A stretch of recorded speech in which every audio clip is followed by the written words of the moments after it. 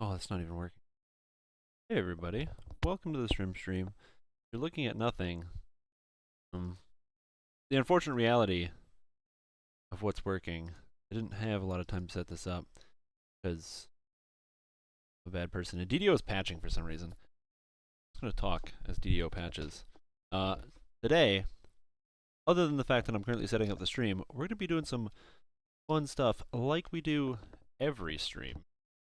We're gonna be playing DDO, killing some monsters, doing some quests. I know you can just hear my disembodied voice and you can't actually see anything. It's really distressing. Hey! Look at that. It only took like 2 hours. Ooh. There we go. Cool. A little while. Load up DD.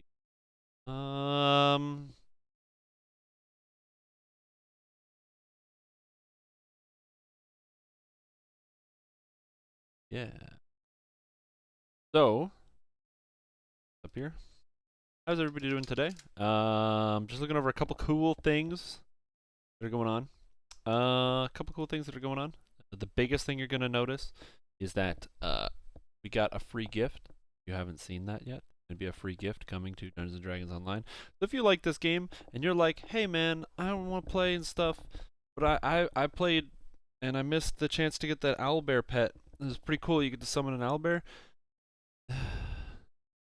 Thank you for being a VIP subscriber. Your recurring subscription has been successfully transferred to Standing Stone Games. You will receive a confirmation via email shortly. For more information about your subscription, please visit the in-game store and select Manage Subscription Details in the top right corner. I like that you can accept or cancel this. Like that it actually gives you the option to accept or cancel. Like that this is saying like it's like oh, I don't accept. What happens if I click cancel? Like what I don't know what the difference is.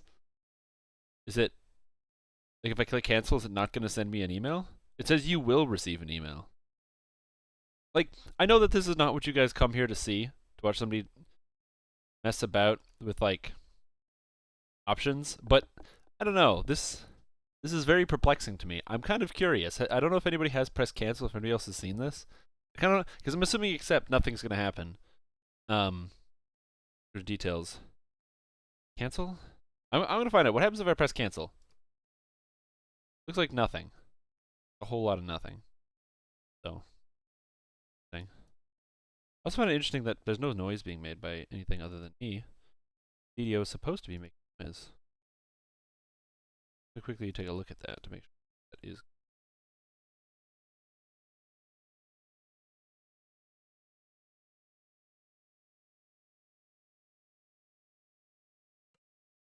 Video just appears to not be making noise.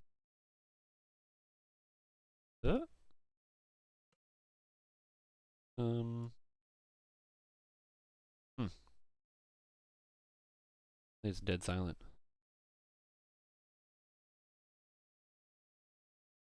Which is true, I don't hear anything. Did the game get stuck? Weird. Alright, we're gonna take a look at a couple things. Normally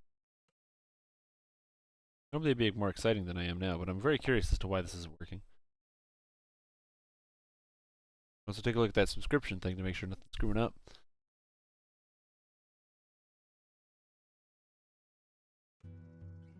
No, okay, there's noise. There's noise happening. That's good. Good. There's noise happening. Okay, we're all good. I go to the DDO store, make sure my subscription is all up to date and good, because it did say it's different. I'm gonna make sure it's this button in the top right corner, recent purchase, subscription. There's a drop down menu. Payment accounts, manage subscription, manage subscriptions. Monthly subscription. Oh god, that shows my email. Almost like you couldn't figure it out. Yeah. Okay. So, yeah, we're gonna play some Dungeons & Dragons Online today. I had a couple ideas of what I wanted to do. One of the things was I wanted to go through. There are a couple of quests I've actually never done, so I thought it would be a good way to kind of start the stream is by saying, okay, Stream Tom, you say this. You say you know every single quest in the game, but I really don't. There are a couple I've never done, and I have no idea how to do them. So I was going to do a little bit of backtracking and do a couple quests I've never done before, just so that we can kind of get that real the real feeling of like confusion and like I don't know what to do or what's going on. Oh, I also wanted to do them on level, so I don't know. We're gonna play something. I think I'm just gonna level my monk for now. Before I do that, so today's stream is gonna be I'm gonna be a bit more somber than normal. I personally have had oh shit, it's back. It came back. The message came back. I hit cancel and it just doesn't want to go away. Hey, what's going on in your hands? Okay, this is like the final boss. Is this menu? If I hit accept, is it gonna go away? I genuinely don't know. I have no way to tell. But yeah, today's gonna be a little bit more of a somber day than normal. There's a couple reasons for that. The big one is that, as some of you may know, today was the absolute last day of Asheron's Call 1 and 2. Asheron's Call was a fantastic game, and while it is sad to see it go, it makes sense why it did go. It was definitely a product of its time. It's not the type of game you could make today. There's reasons why the game wasn't making money, and there's reasons why it shut down. So it was very sad. But the game itself was very interesting. It provided a lot of different views on the way that we normally look at games today. And so, it's a great game because it provides you with a different type of challenge, requiring allies to accomplish tasks and saying, no, you can't just play the game by yourself in this massive multiplayer online. Requiring you to really think about how your encounters as opposed to just smashing your way through them as you might do in DDO or other games. It's a really interesting game. I'm really sad that it's gone. It actually shut down today at 12 p.m. And we just have to move on, which is why we're going to be playing Dungeons & Dragons Online today. Not only that, I have a fantastic, because I subscribed. I just made sure to check my subscription. In fact, the game even told me I get a free weekly gold roll. Fantastic weekly gold roll. And I rolled an 86, giving me 5,000 experience and a greater Slayer count boost. I don't even need to play the game. I can get 5,000 experience by just rolling these dice. I also got an 85, which seems improbable that I rolled an 86 and an 85, but I'm not going to question Providence. I'm going to eat 5,500 experience and add that to my total. Ooh, baby. DDO did used to require grouping. But I found the grouping in DDO was good, but it was more of waiting around or having a static group, which I guess is also one of the downfalls of a lot of the older games, right? A lot of the older games, you either needed a static group or you needed to do a lot of waiting around. Both things are not always super easily doable. So, like I said, there's definitely reasons why a lot of these games didn't stick around. Okay. Asheron's Call 1 and 2 are gone, and I'm always going to remember them. I will. In fact, I even have here the original box. Asheron's Call 2 Legion, the expansion. Cool. Box.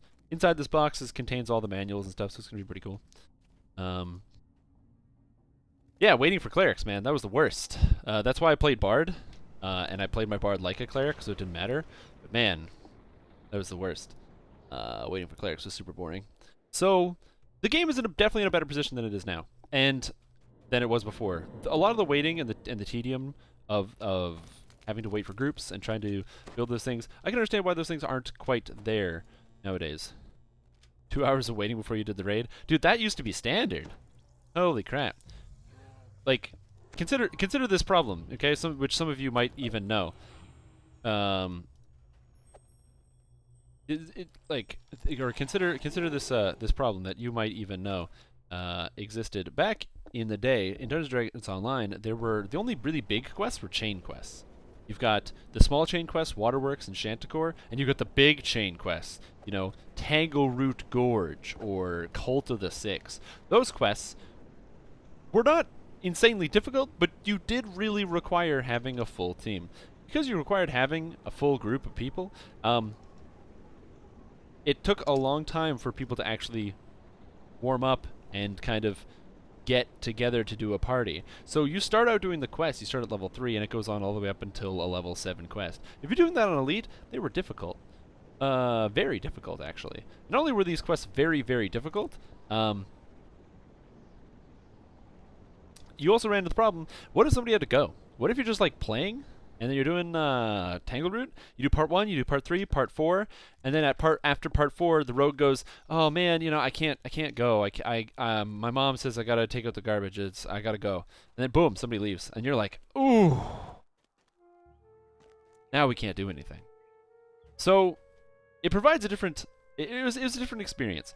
Now, with the new change that's coming up, where there's going to be the addition of Reaper mode, it'll be a supplementary game difficulty. If you happen to have a static group of friends or a group of people that you'd like to play with, it will encourage you to grab people to play, to do a certain aspect or a certain version of the content. However, it is also not required. You can simply.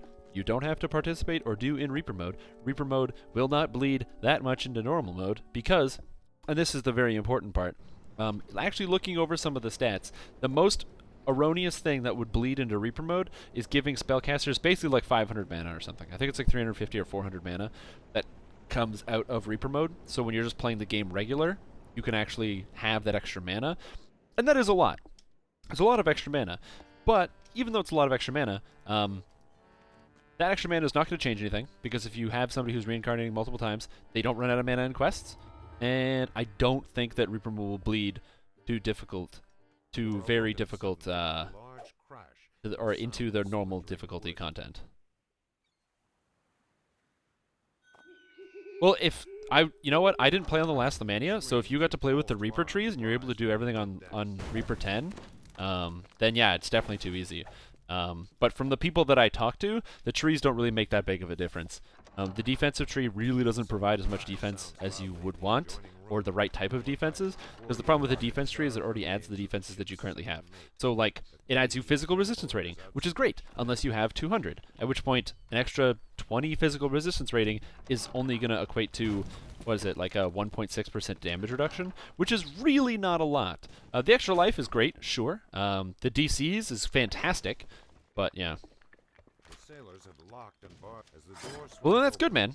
You know, that just means pretty much you're like you must be a top tier player then. So, like I said, with the iterations of the changes they're doing to Reaper mode, so that you get, you know, it locks you out of certain quest content that you can only do.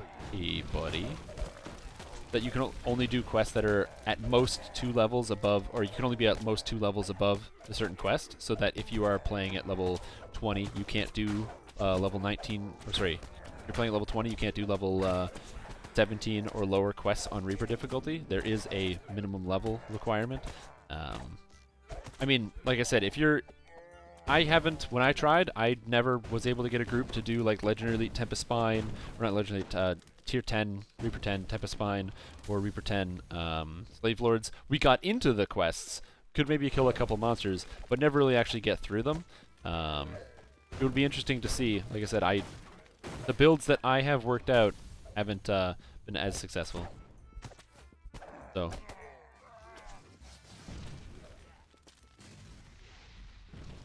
I was just using a level as an example. I picked 20 as a bad example.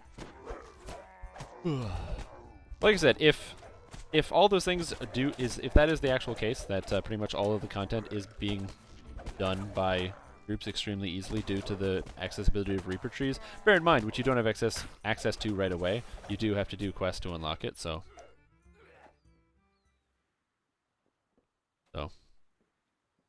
yeah, I unfortunately didn't get a chance to test it out, which I really wanted to.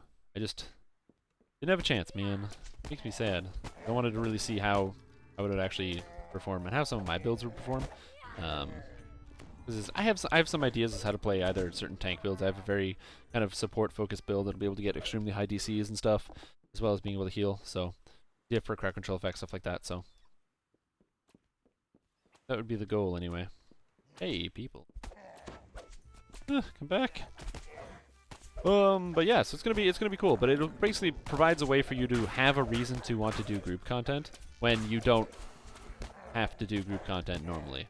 Like this quest, I'm currently soloing it. This character's not super powerful or god tier. The thing is, it's monk. It's just monk. Like I don't have anything special. It's monk. I have a hireling with me, I guess, but I said monk is just that, you know, kind of that powerful, especially in the low levels, because of the insane amount of healing, the sustainability, the physical resistance rating that you get. So only way you can make the most of it is if you have a static group of minimum 3 players to do a Reaper 10 bravery. Well, if according to you, it's really, really easy. So can't you just like solo it or something? Like, If the trees are that broken, or like what? Because like I said, I haven't actually gotten a chance to play it. The only time I played it was when I was in like an actual group. So.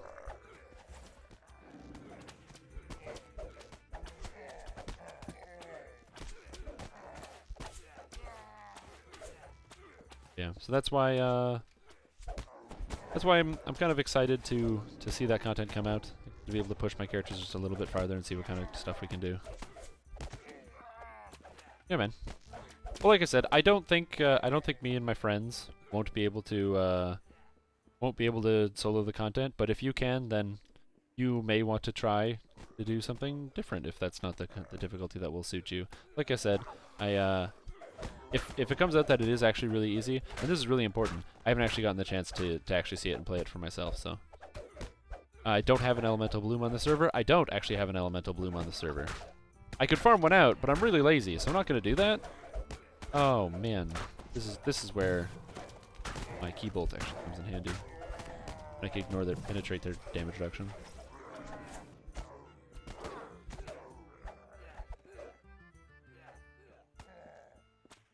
Out of a side hatch, a lumbering yeah, I'd love to do 1 to 30, but in a week. But unfortunately, I have like a job that I have to go to every day.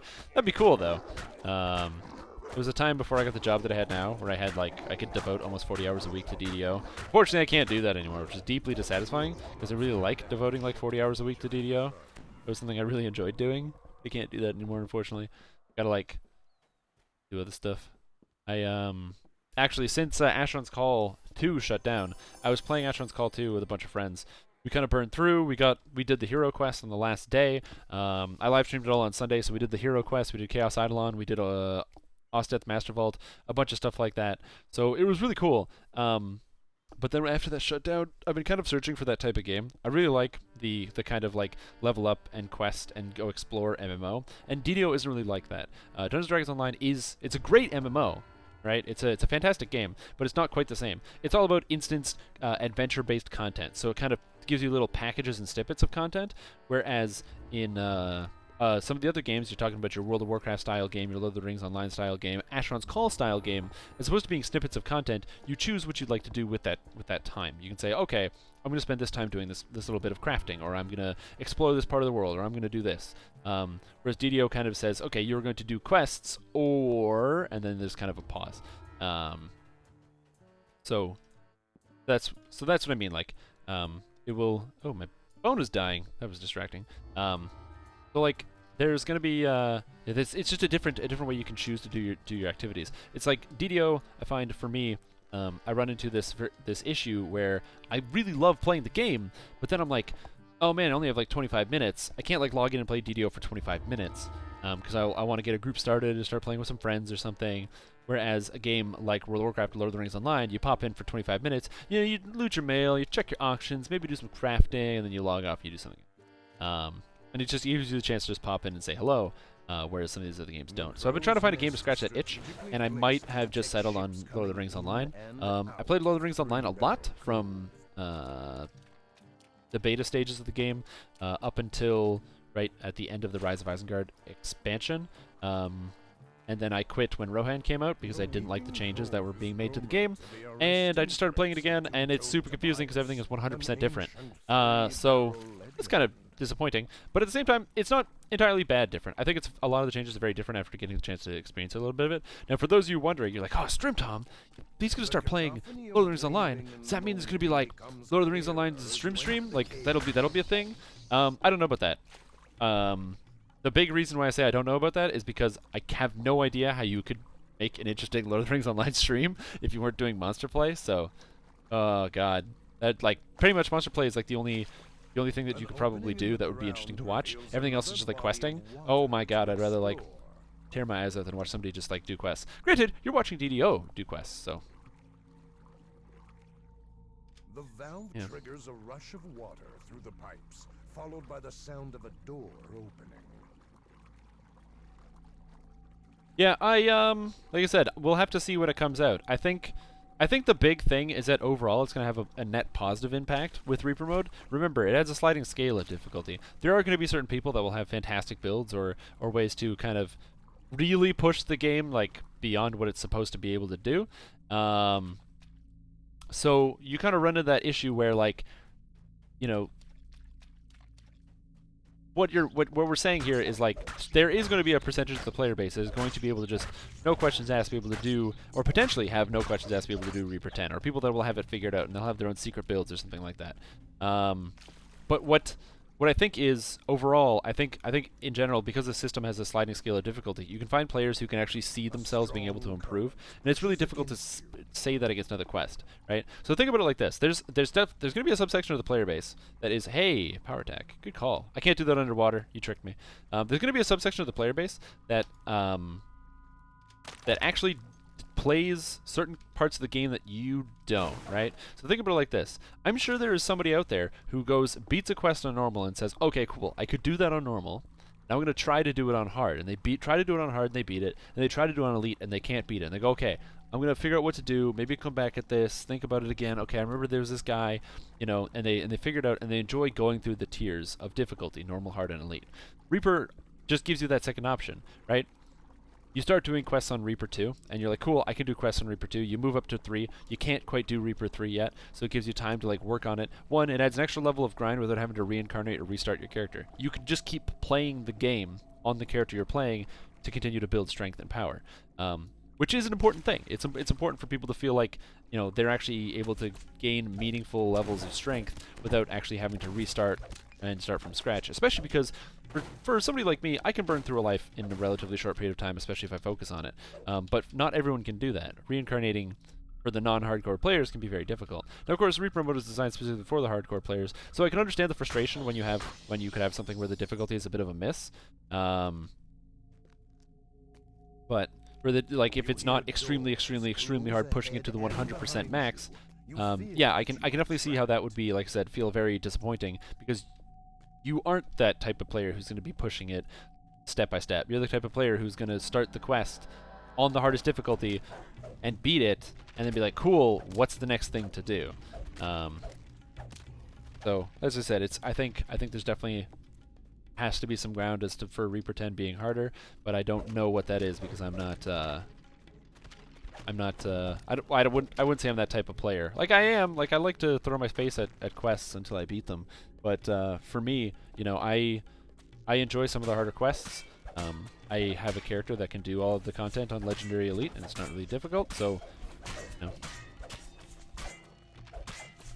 Yeah, Bravery kind of destroyed the improvement factor, and it also made you think, I don't want to play quests on anything but Elite, which I think was a bad thing overall. I think people being disincentivized from playing quests on normal or hard makes it harder for some newer players to kind of get people to join their group. If you post a group for, you know, a quest on hard difficulty because you have a quest on hard difficulty unlocked, it's going to be difficult for people to want to join you, because I might want to say, cool, I want to help out a newer player, but I don't want to ruin my streak. And because of the way that the experience scales, you get more experience because of the bravery bonus. It's really just inconvenient to turn off your bonus and then do it on hard, because now you're going to have to either repeat the quest on elite, you're not going to get as much experience, and it takes more time to get through. So, like I said, it's kind of a, you know, there's more than one factor at play. So, and it's a very difficult question to kind of answer. Oh yeah, trust me, I remember the elite hard normal. I used to do got at level 11, Dreams of Insanity. Elite 7 times, then hard normal. Good times. Good times, man. But yeah. So I've been messing around with a couple different things. I've been playing, like I said, I was playing a lot of Adventure Call 2. Then I swapped over and I've been playing a bit of Lord of the Rings Online. Really good game. I really like it, actually. Like I knew I liked it because I did play it for quite a long time. But I'm enjoying it a lot right now. I'm currently playing the Warden, and you know what? I think overall they made a lot of really good decisions. I think basically what they did, if you've ever played that game before and you're kind of curious, because I'm saying that things have changed, they basically made a talent tree like in WoW. So instead of where you have like the old trait tree, it's now a talent tree that you spend points in. Oh, you can't go this way on normal, right? That's only epic. It's an interesting concept, and it was really. I think it was a bad idea overall, basically what they did is they took a lot of the class abilities and then cut them up into 3 separate trees and said, okay, cool, if you do this spec and this spec and this spec, you get these abilities. Now, I think overall this is bad because for most players this is not what they're used to, especially like me. I had every character at level 75 before I quit the game. So when I come back to play a character class and all of a sudden you are restricted from using certain abilities and certain specs. So like, oh, I can't use, you know, this ability because I'm not this spec. All of a sudden, it's just like, it's just a big shock. You just go, oh, crap, I had no idea, and now you don't know how to play, and it changes your play style. It makes you not really want to play your character that you were playing before. So, like I said, there are some downsides, but at the same time, a lot of it's more streamlined. It makes it easier to understand what your role is in the party. And I mean, if I'm being totally honest, the character class that I'm playing, the Warden, is complex and very complex. And the big problem that the Warden had is that the Warden, it's a 3-combo ability class. So instead of having skills like every other class in the game, you have 3 buttons. Kind of like Monk, actually, with the combos. You've got red, green, and yellow. And you have to use red, green, and yellow in different combinations to then use a special combo ability or effect. Which, you know, sounds simple, but Burning Hands! 108 damage, get destroyed. Which sounds simple, because it is. But the thing is, there's a lot of combos, a lot of different complicated things. Now, the reason I say it's better now is because to build your combos, you would use attacks. You use the red attack, which is a stab or a shield bash or a shout. That's how you would build your attacks.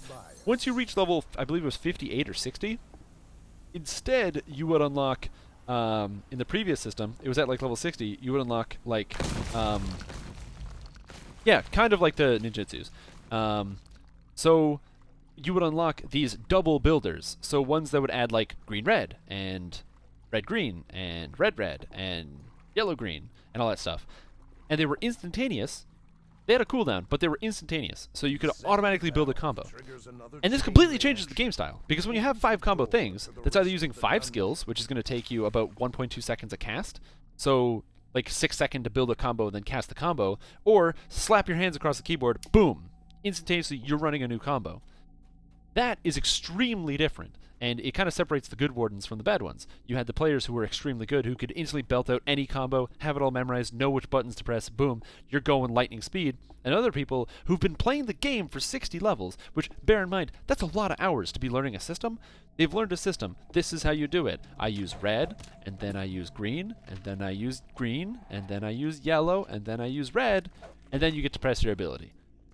Right? Or you can just go click, click, click, boom. You've already cast it, and you're moving on to the next thing. And so it's a very different system, and it kind of screws you up when you first unlock it. Now, you get those abilities level 20. So instead of spending most of your game learning how to do these things without those abilities, you now have them right from the get-go. So you say, okay, cool, and it allows you to adjust. It might seem a little complicated or like it would be overwhelming for newer players, but I don't know. To me, it just makes more sense to kind of give people the tools that they're going to need, especially if it drastically changes your playstyle. So I think it was pretty good. I actually never played Blade and Soul. I had one of my friends was like, oh my god, I can play this game, Blade and Soul, play a game. And I don't know, I never got into it. I heard it was interesting, though. I just couldn't get into it. I was playing Path of Exile at the time, so... He was like, yo, I can play Blade and Soul, and I just never did. Although, to be fair, I also never played Ninja in Final Fantasy XIV. I played Paladin. That was my thing. Because I liked one-tanking everything. Because if you can count auto-attacks, you can one-tank anything as a Paladin. And if you can't count auto-attacks, you can't one-tank anything. You need a friend. You need another guy to come help you out with that one. Yeah, so I've been playing that game a lot. I don't think I will do a live stream of something like that, but we'll see. I will be doing some more DDO streams now that I have the chance. I will be... I'm very interested to keep doing more, get my full Slave Lord set on my Bard, so I can be ready to do that stuff. So, it'll be a lot of fun. Like I said, we'll be doing more live streaming in the future. I'd say like, oh, these past weeks I've been like really busy, but that's like every week now is like really busy, so I'm trying to like try to squeeze in more time. I have more time to actually do the streams and stuff. Either way, that's how I'm doing. How are you guys doing? How's the game going? What's the best race for Bard Spellsinger? Not counting Bladeforge? Well, Bladeforge is clearly the best if you want to play as a Bard. Highly recommend it because you get the super easy self-healing and other healing. Goddamn. Free fortification? It's a good class. And bonus Constitution without having a minus on your Charisma. Ooh, that's a good class. If I was to say outside of that, I'd probably recommend Drow. Drow comes with a couple very obvious benefits. One, you can put points in the Drow racial tree to pick up 2 more Charisma, which is great for your DCs and your mana. On top of that, you can also go ahead and pick...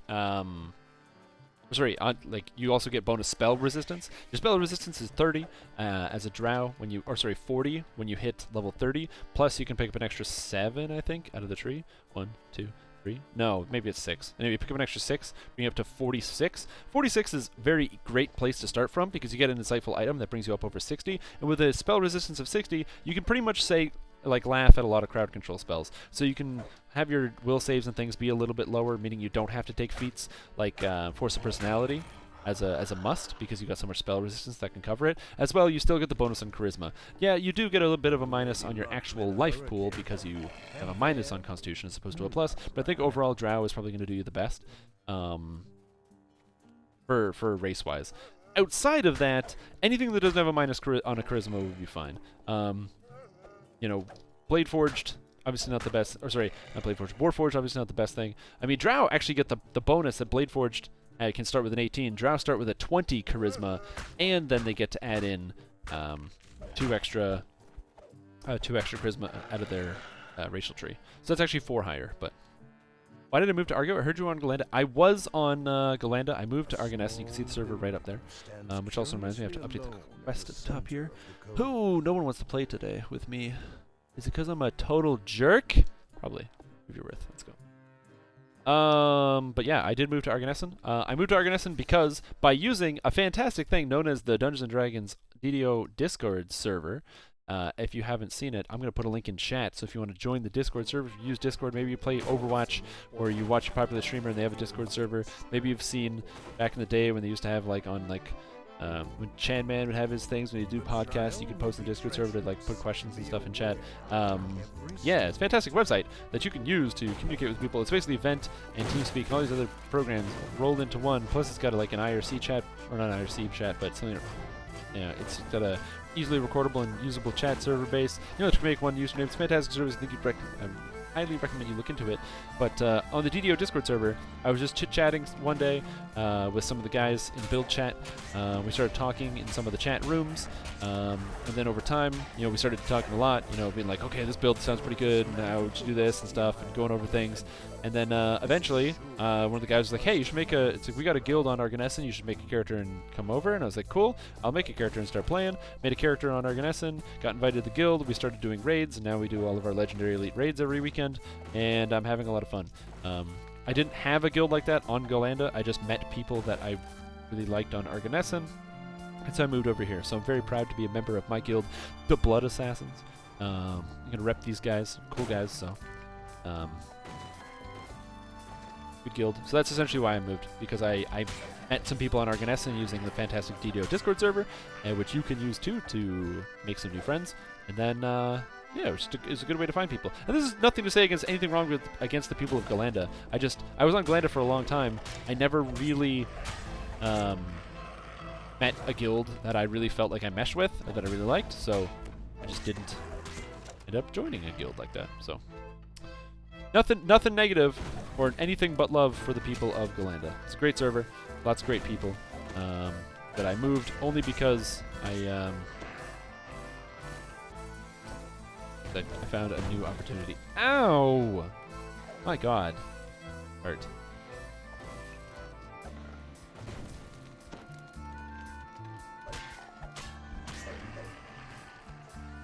Only heals 42. And what is my save? 6 and 1, okay. Apparently I have only plus 15? I really thought it was higher than that.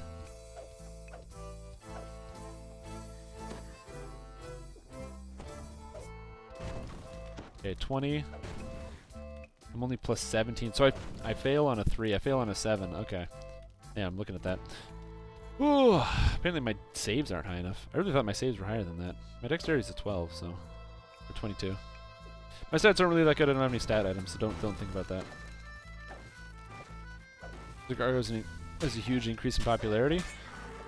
Man, all the servers have seen an increase in popularity. Everyone wants to. Oh, that's why Ocean's Dance wasn't on. That's why my saves were lower. I don't know how Ocean's Dance came off. I always use Ocean's Dance in this character because it gives bonus wisdom. Wisdom gives me armor class. Plus, within Ocean's Dance, I'm sitting at 26% dodge chance at level 7. So I'm going to keep it. My knowledge is infectious. I like that. Thank you, man. I do what I can to support the people that I enjoy to support. Dungeons & Dragons Online is still going to be my favorite game. Sure, I did spend the last entire month playing Asheron's Call 2 in a vain attempt to try to recapture and rekindle some of the great joys from my childhood.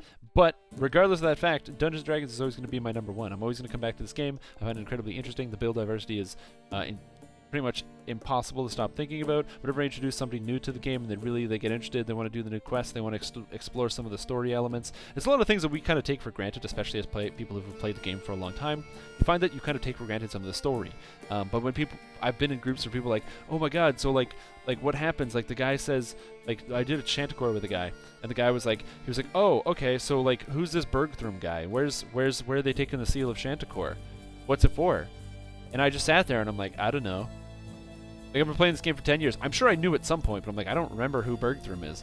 And then as it turns out, if you follow the story chain, Bergthrum is the fire giant at the end of Threnal, who was going to be using the relic, and he ripped a portal in the universe or something, and I don't really know. But it's the fire giant at the end of Threnal, and it links up the story that's effectively what you were trying to find.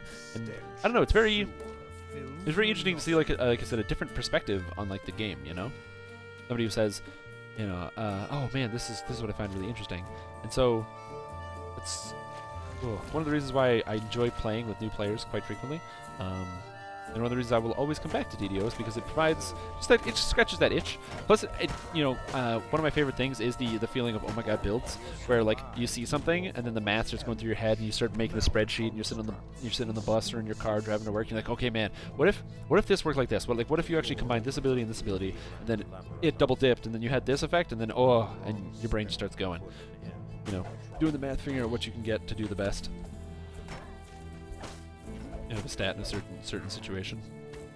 A series of levers and traps. Like that kind of stuff was what I find very interesting, and why I will always come back to this game. Sure, I'll take different breaks and forays.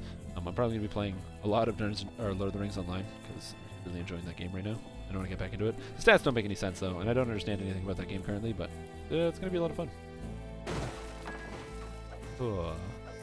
How about you guys? Anybody got anything new?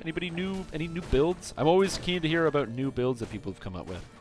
I've been trying to get people to play the Druid Bard Thrower build, especially with Snowball coming out.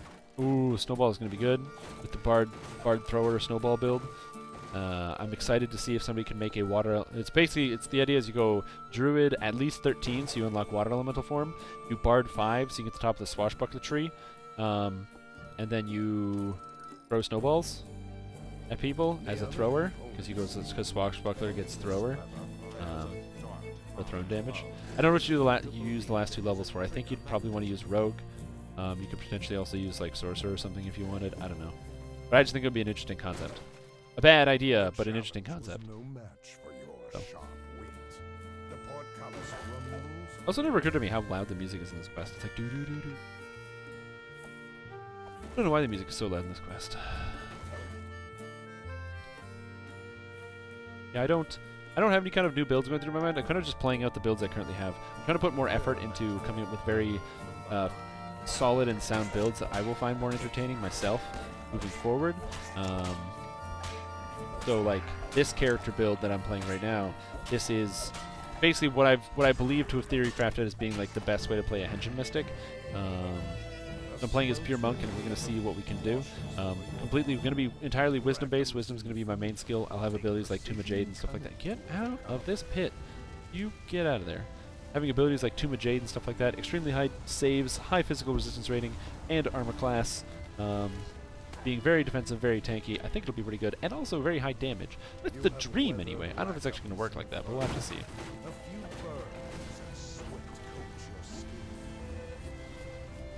So, I've been, yeah, whenever there's like not too many like class changes or anything, I don't generally come up with new builds. I kind of like to playtest and improve old ones. My Reaper Bravery build is a Wizard Monk Ranger Thrower.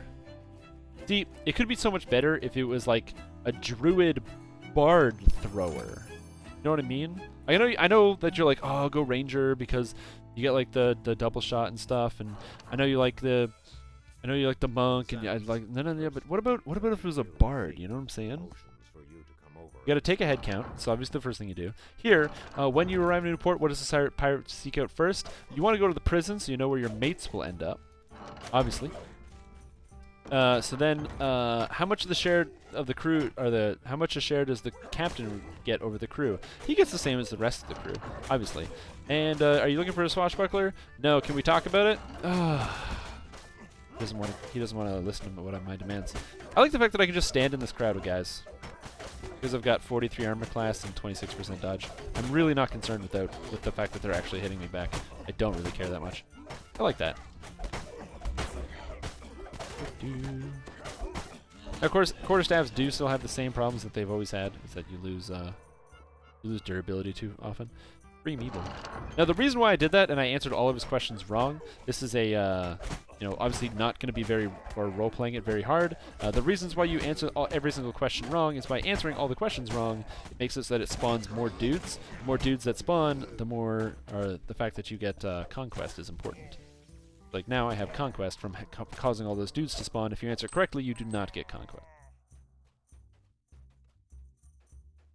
Can't live without instant recall. I hate bards since early 2008. Hey man, my main character is a bard. My main character is a fantastic bard. I love it. Blade Forged Bard. The Bard Forged build! Pretty good. Still need to build up my Slave Lord's gear though. Math says I can add an extra 7 to my DCs. Give me 100%. Ah, fire. Damn damage. Damn damage.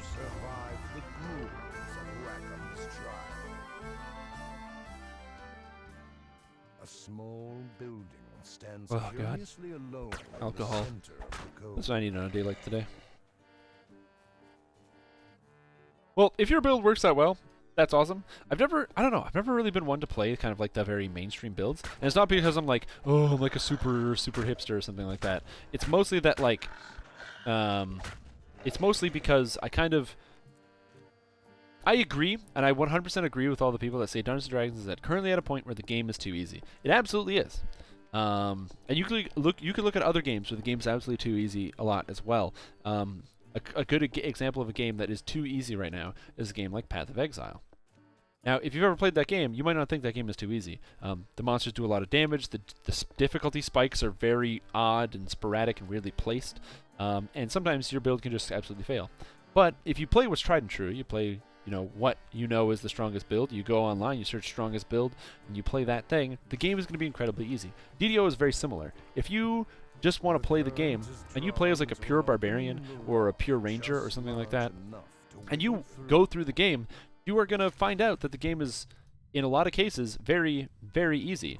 And the game being very, very easy, because of the that style of play, means that you're not going to really, you won't find that level of challenge. So what I try to do, instead of playing the builds that I know are good and I know work, yeah, I know I could play as a single weapon fighter build and do horrendous amounts of damage. I know I could play as a barbarian and have infinite sustain. I know I could play as a Shradi build and basically trivialize the entire game. But I don't want to do that. I want to have some fun and even add in a little bit of challenge. Now, of course, this build isn't entirely about challenge. I really wanted to kind of see how the Henchman Mystic has changed since the last time I played it. Last time I played it was I did a dual-wield Flame Blade Henchman Mystic trying to capitalize on Wisdom to hit and damage for all of my abilities. I thought it would be a really good idea, and so I did it. It was a bad idea. It wasn't terrible, but the abilities just suck. They just blow, and it was a bad idea to do at the time. With all of the changes, I wanted to see how it fared now. Of course, I'm not doing the dual-wield Flame Blade Wisdom to damage garbage anymore to maximize the abilities. Instead, I'm just going to be whacking stuff with a quarterstaff because the damage bonuses you get from the physical resistance rating and melee power is crazy. So, I can build at the 3 times completionist. Holy crap. Well, Deep Gnome is great because you get 20 extra spellcraft, so it's just basically 20 universal spell power for 3 points, which is madness. You have to be that far up the tree, but that's still really, really good.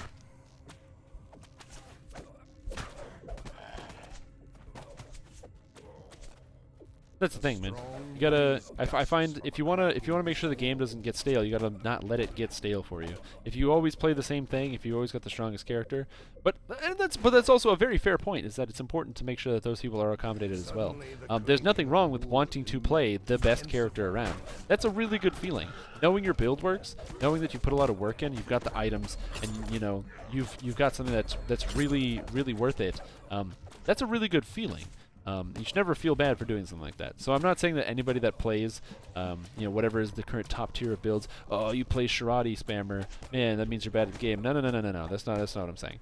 What I'm saying is that every once in a while it's good to step outside the box. It gives you the opportunity, one, to explore new possibilities maybe you hadn't even considered. And two, most importantly, it changes it up just enough to keep you interested.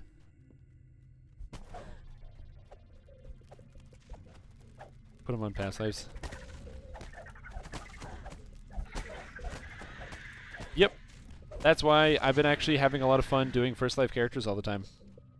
One, a big reason I've been playing a lot of first or second life characters is because you don't have the crazy advantage of having all of your past lives. But the other thing is that it kind of gives you a better perspective of what it's like for a new player to play, and you can understand some of the real core strengths of the class. You can say, okay, this class is really good because of this thing. If somebody starts playing and they want to know a good build, this is a great first-time build. That's why I played Ranger as a first-life build. My first-life Ranger build was able to go into Legendary Elite and just crush crap. It didn't matter that I was a first-lifer, that I had no past lives whatsoever, no epic or heroic. That didn't matter. I was playing Ranger, the class. The class just did enough damage, which I really enjoyed, and I had a lot of fun playing. So, for me, that was a really worthwhile experience in itself. And so that's why I reincarnated into a monk. Again, I'm a hero, but the build doesn't actually matter. My past life is just Ranger. I don't use range attacks anyway. But it feels fun to play. And also the, you know, not requiring as much experience level means I can just kind of do the quests that I want to do as I level up, which is way more fun. Is Monk in the top tier of builds? Monk does crazy damage. Like, monks do really good damage. And they're very survivable. Like, they're very good. It depends on what you mean by top tier. So, like, for example, if you're looking at top tier, you're looking at, like, for sure, you're looking at Shirati builds are very top tier. They do damage that penetrates basically all resistances. They have crowd control effects that can't be saved against, so regardless of the difficulty setting or type of monster you're playing against, you're able to affect them with very high damage, high strength crowd control effects. You know, so that's just an extremely powerful and viable build.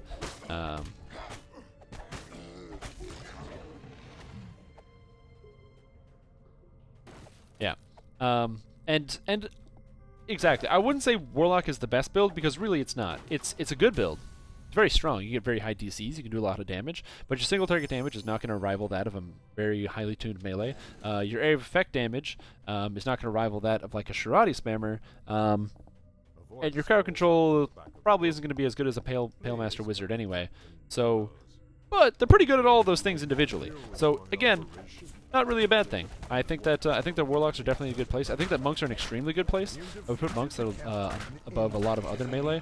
I would say that monks kind of outperform druid in the melee sense. And I don't mean like I mean the exploity druid, the one that uses 2-weapon fighting and single weapon fighting at the same time. I think that monk outperforms that. And honestly, I'm willing to believe that monk will outperform barbarian if built properly. But again, I haven't had the chance to actually build it properly. The people that I know that play monk a lot are playing currently Bladeforge monk and things, and they're doing really well, able to do pretty much anything they want.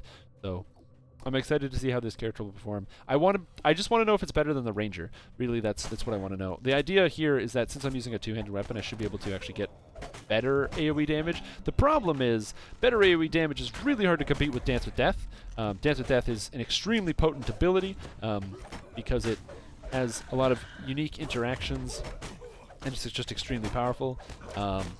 If you haven't had the opportunity to play Dance with Death, you'll wonder why you ever played any other single target class ever before. It makes you...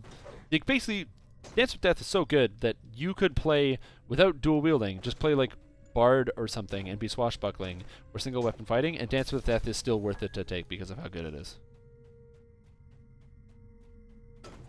Yeah, it's the thing. I'm assuming that Ranger is going to hit more damage. The amount of DPS I was able to do with just scimitars on my Ranger was ridiculous. Not considering the fact that I could have been using Khopesh with a higher strength than I had my dexterity at, and then also just a D8, and then also better critical multiplier. So, you know, it's entirely possible for Ranger to actually be better overall, but I have to actually do the get there and do some math and figure that out. I think with the critical threat range, the staff can be very, very powerful. I don't know about the Fist Monk. I have no idea. I know the base damage is very high in Fist Monk, but I don't know about the other stats of it. Because this character is going to have a very high amount of physical resistance rating and crowd control effects. As well, because I can actually just use the key abilities freely because of, what do you call it? Quick Draw? Quick Draw is very good, so.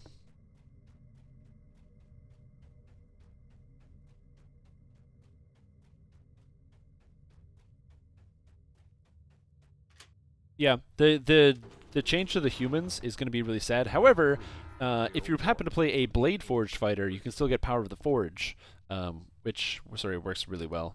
So if you happen to have Blade Forged fighter, that is also a very potent option because Power of the Forge will stack with all that other stuff, unless they change that as well. Just large enough to wiggle through.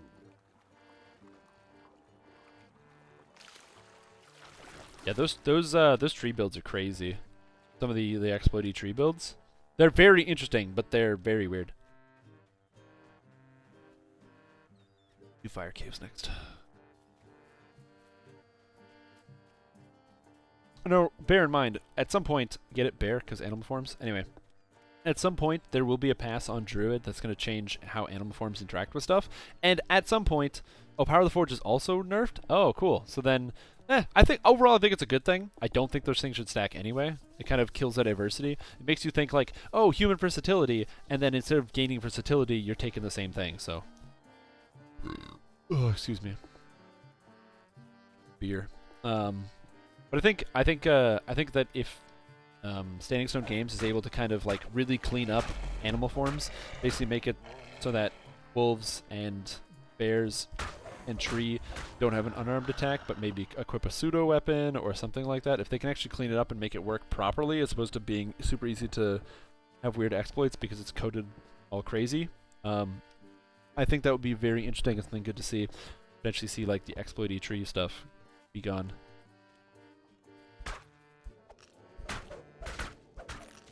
Oh yeah, man. I'm a huge fan of beer. That's why I am consuming it. You can see Shrouded Champions be even stronger comparatively in Reaper mode. Yeah, I don't know. Basically, here's what needs to happen. Things that have no save need to have more consequences to them or be more difficult to acquire. So the fact that you would think, oh, Nerve Venom, Nerve Toxin only has a 7% chance to apply. So it doesn't matter that it has a no-save poison or stun. Well, actually, it matters that it's a no-save stun, because when you can apply 15 to 27% a second, then yeah, all of a sudden it's very easy to get these effects to apply and to make sure that they, you succeed and you land everything. So, that's something that needs to get cleaned up. So basically, things that there needs to be anything that has no save on it needs to have a slightly larger penalty for use. Whether it's penalty because you have to invest more heavily into it. Say if Nerve Poison, cost 4 Destiny points or something and it was only at the very top, or I don't know. If there's a better way to do it, that would be a big thing to make it kind of like not completely overshadowing pretty much everything else. That's not the only reason Shirati builds work. Shirati builds also just happen to do a lot of flat damage because of the extra random effects from Shirati Champion. But there just needs to be some consolidation. The problem is, imagine Nerf came through like this, that each spell counted as one effect. So as opposed to Magic Missile counting as 5 effects, it was Magic Missile overall, the spell counted as 1 effect. So instead of getting 5 chances, you only got 1. That would be really bad. It would basically just make it so it's like, okay, it's just really not worth using anymore. The air here is hot and stinks of brimstone. Vile fumes sting your eyes. It's just... Yeah, no, I can believe that. Oh, I can punch these oozes. I don't have metal, but... That takes forever. Oh, God. But yeah, so I think there's basically just a lot of fundamental issues with some of the different Reaper trees, or not Reaper trees, Epic Destinies that kind of need some workarounds. And like this is what I mean. So you have abilities like Shoddy Champion, which has here Nerve Toxin, which is a no save stun on a 7% chance to go, which is kind of ridiculous. And then compare that to like Grandmaster of Flowers, which has like a knockdown that has a cost.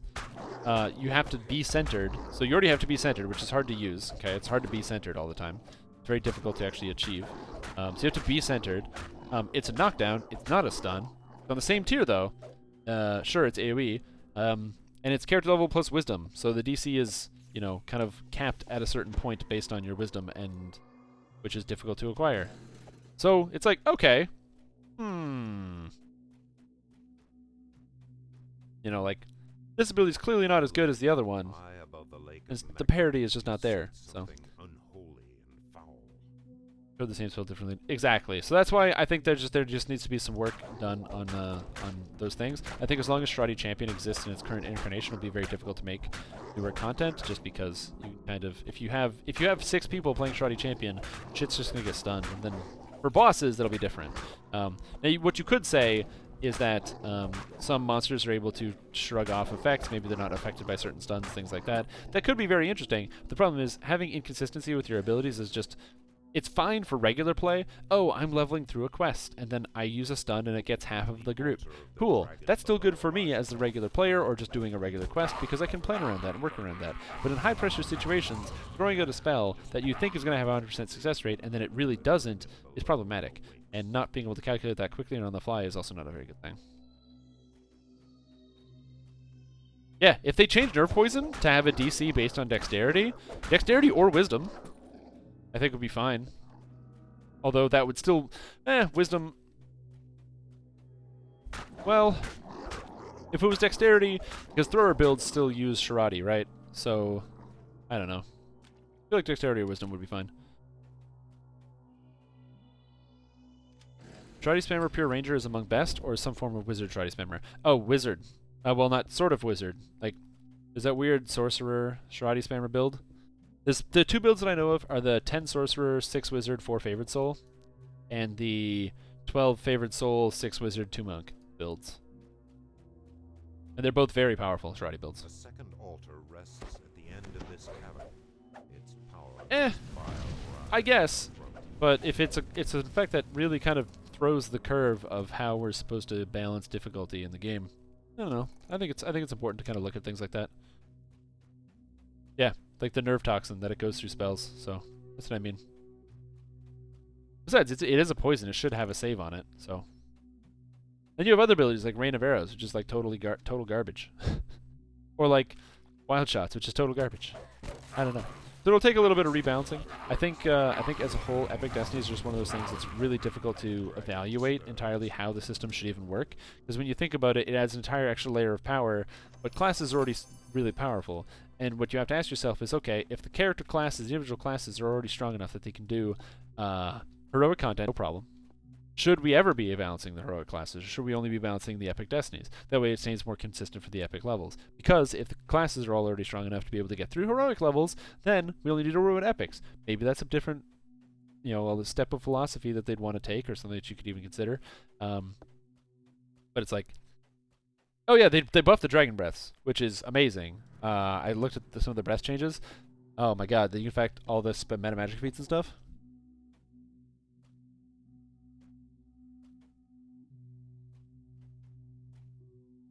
Yeah, and I agree, but... Oh, like, CC resistance or something? Well, this is... Okay, so... One of the things I absolutely despised when I played World of Warcraft was stun locking. And I don't understand why people think stun locking is fun or good. I've never understood this, okay? Stun locking has never been fun, and it's just not a fun mechanic.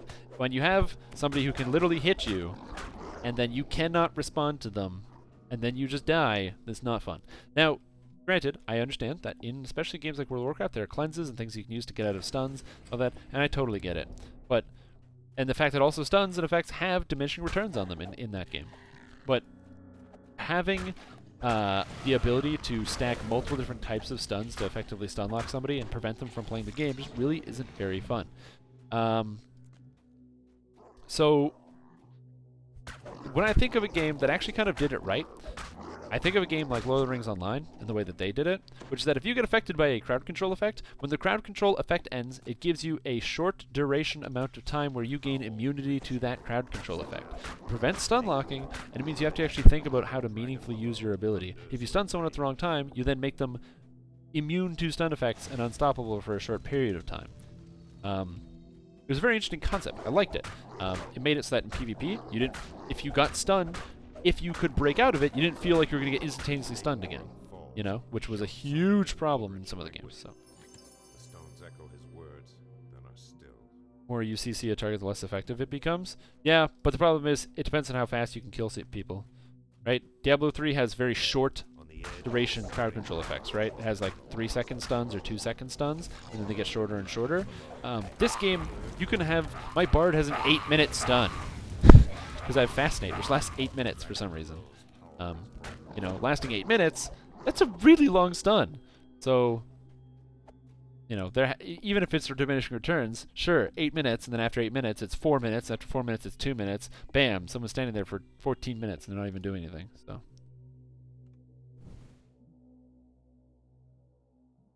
Heat and steam rise from the cave entrance before what? you.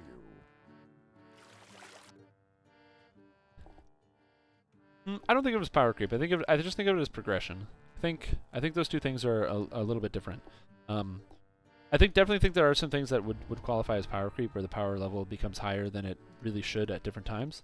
But I think, like especially with the last set of changes, like with Slave Lords, that didn't feel so much like power creep and more like progression. We got new gear, and the new gear had to be better than the old gear, or else we wouldn't feel interested in actually getting it. I do think that there could be more diversity added, changing the way we kind of think about the items that we receive in game and how to kind of condition people into wanting to get new items or try new challenges to get new items. Ooh. Boots of strength. Well, I have boots of dexterity, though. Okay, so this is +2 fire. This is first spewing of vertigo. Both of these are bad. Thank you.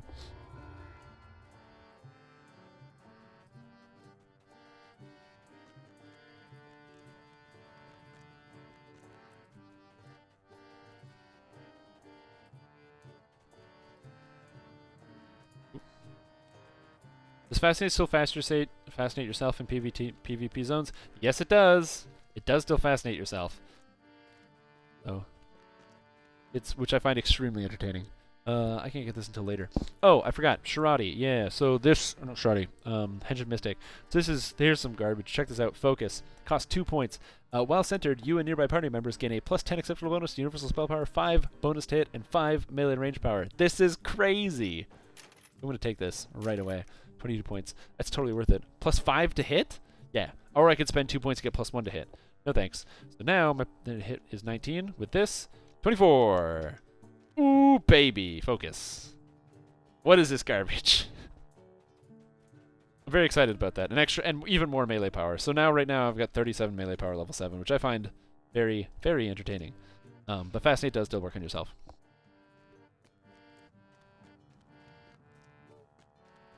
I don't know. I've never imagined that DDO is a type of game. I think because DDO is kind of more lax on the difficulty.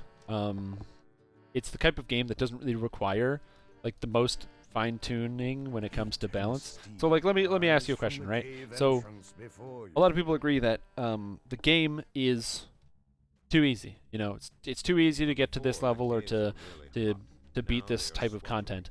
So if the case is that it's too easy, does it, you know, what is the stress on making sure every single build is equal? When you have progressive content, you're talking about like your World of Warcraft raids, where people have all these stats and these spreadsheets, and they've got all these logs of people doing different damage, and you can see the spread of players, and you can say, okay, cool, these classes are performing poorly. You can bench players, pull in the right people, and actually get what you need to beat bosses and to beat raids.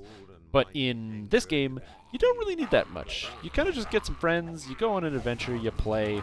Not to say that you can't have better builds, but it's just that yeah, the question of balance just doesn't seem quite as important, or at least fixing something just doesn't seem quite as important because the same level of context or urgency isn't really there. As well, it's also very difficult for everybody to evaluate builds because we have no tools to evaluate builds. As a great example, we have no way to actually calculate DPS. We can roughly guess. We can say, okay, cool, I can kill a monster in this amount of time, or I can perform this well in a quest, but we can't actually pull a raw number. I can't say I can do this much damage per second because, you know, we have no way to record how much damage per second we are doing. Now, there are ways to solve this. Let's say, for example, that the DDO combat log was able to save to a text file on your desktop. You could then have a program read that combat log and parse all the information for you and say, okay, cool, I did this much damage over this amount of time, or I did this, and you know, you can do things like that and determine, okay, this build is this good, or this build has this effect. And you can compare numbers. You could say, you know, what kind of DC do I need? Well, right now we say, okay, cool, my DC is 84 on my hold monster. Cool, well, 84 feels good, so I think I'm going to stick with 84. But then if you actually have the ability to parse information, you could say, all right, well, I'm going to test, I'm going to do Slave Lords, I'm going to do 5 runs at 86 DC, I'm going to do 5 runs at 84 DC, I'm going to see the difference, and if you find out the difference is very minor, or that there actually is potentially a larger difference in success rates than you thought, it gives you a chance to say, okay, cool, this is objectively better or worse, and you can compare things and you can get results. Right now, we're not really at that stage. So, because we don't have any way to objectively evaluate data, we only have ways to kind of like very quickly take a look at it, or not objectively, but not as I don't know, not as quite as a refined manner. No, you have to understand. I think it's important that to think about the fact that yes, this is the type of game that doesn't require that. It's just that is one of those stepping stones that you need to be able to think about being able to sharpen and hone your game, and also think about pure balance. You know, which of these two classes is going to be better or perform better? It's a question we can ask ourselves all day, and we can look at and say, well, I did this quest in this amount of time, well, I did this. But we don't have numbers to put to paper. We just have like experiences and talking about it.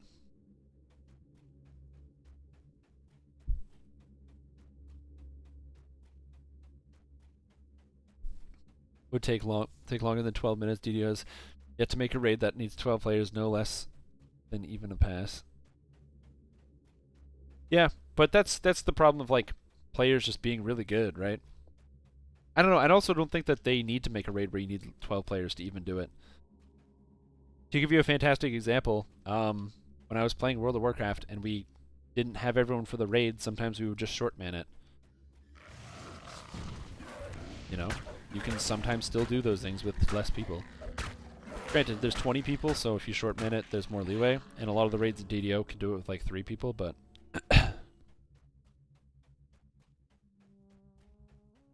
yeah, no, I agree. There's, you know, you do see a lot of the same builds all the time.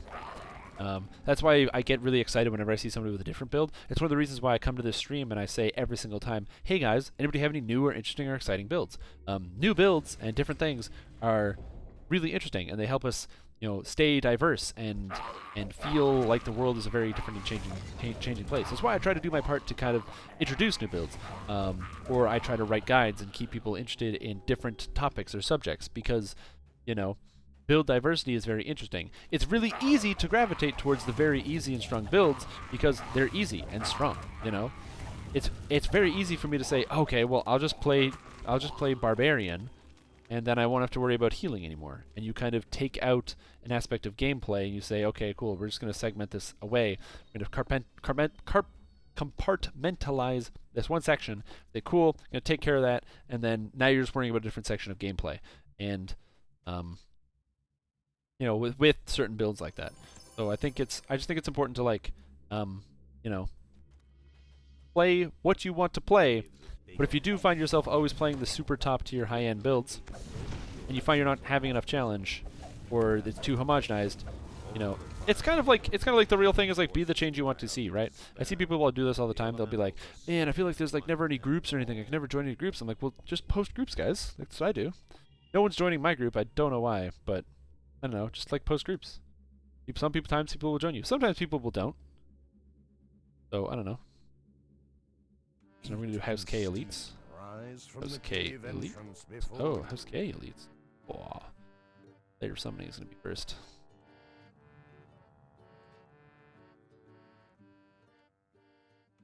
Never seen a caster druid? I have seen a caster druid on this server, but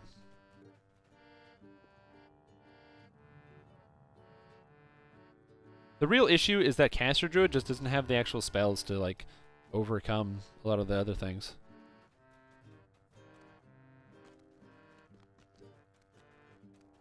Yeah, caster druid just has some issues.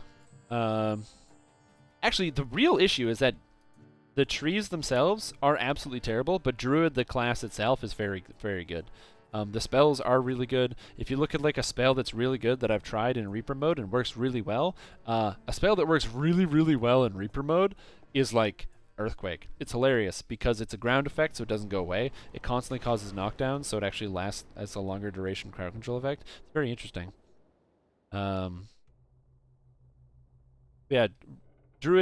caster druids can be very interesting. The problem is they just don't have the same raw damage. They don't have the way to scale their damage through their spells like a sorcerer would. And I think really the core issue is the way that damage scales with magical abilities. I think it's more so the way that best damage scales through magic abilities than it is a caster druid thing. And let me explain what I mean by that.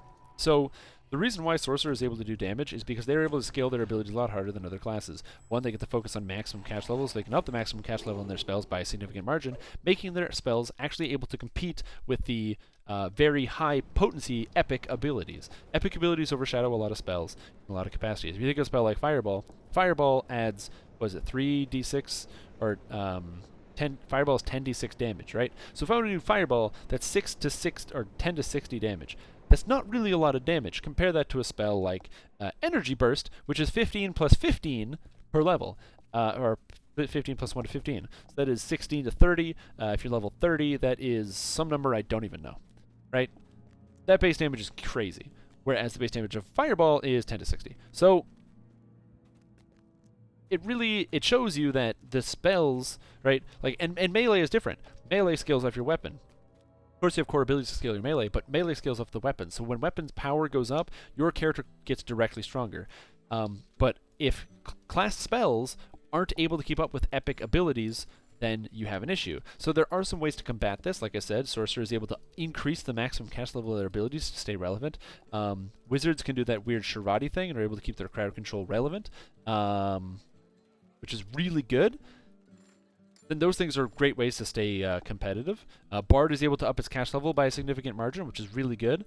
And then Druid's not able to. They can't up their cast level. So their base spells just aren't really strong enough to actually deal the same amount of comparable damage. As well, they have a bunch of their spells that are actually fairly powerful locked into their animal forms that have no ways of actually boosting the DCs of them. You can't increase the DCs of animal form spells through anything but your wisdom, which makes them very difficult to use. So you have an entire subset of spells that are basically could be good if they were usable, but they're not usable, so they are not good, which is deeply unfortunate. So I think really like the key to solving this problem is kind of finding a way for spells to be relevant from classes, because class spells are not nearly as relevant as epic level abilities. If you look at, you know, I'm not talking about enhancement tree abilities. I'm talking about class spells usually. So it's important to, yeah, double hell ball is also a big one, and snapshotting ores is also a big one. I love snapshotting ores though; it's so much fun. Snapshotting. There's a reason why games got rid of almost every game gets rid of snapshotting. The reason they get rid of snapshotting is because snapshotting is really cool and not fun.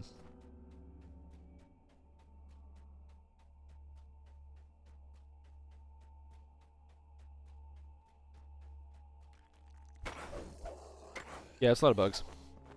Yeah. So basically, it's like I said, it's kind of like there's a difference in the speed at which people can no die. Ha! And that's why we have Keybolt. Sucker! Hey, Utak, what's going on? How you doing, man? I saw you in game the other day. I wasn't really playing. I was kind of like logging off. So sorry, I wasn't like super chatty or talkative. I was just kind of like spacey, and I went to bed. So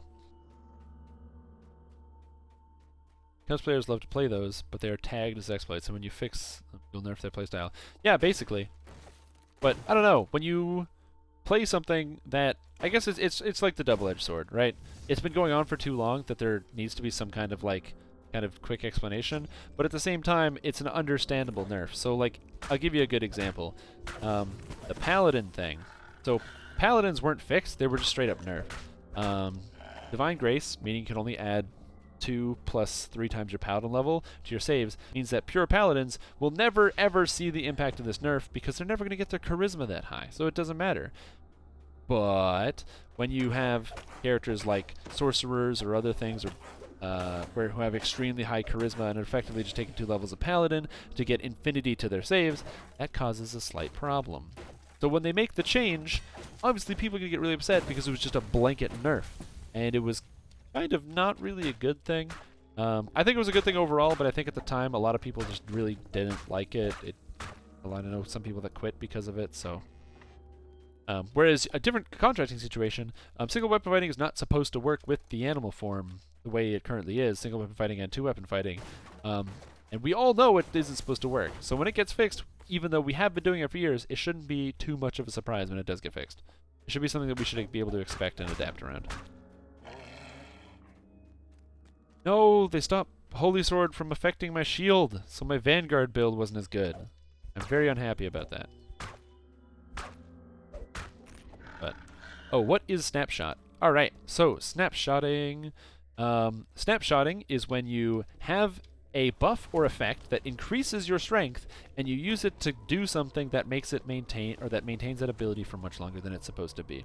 So to give you an example of snapshotting, if you happen to cast a damage over time effect, like Arcane Pulse or something, while you have Wellspring of Power active, the epic level ability that lasts for 30 seconds and gives you 150 spell power, and also 30% increased critical damage with spells. If you cast Arcane Pulse, the damage over time, while that's active, what it's going to do is it's going to make it so that Arcane Pulse, for its entire duration, even if the spell falls off, is going to continue to deal that damage as though you still had the effect on you. So that's effectively snapshotting. You maintain a set of buffs on an effect and while it keeps going, even after those effects leave. Hey, welcome. I just finished Lair of Summoning and we'll be heading over to the Chamber of Insanity.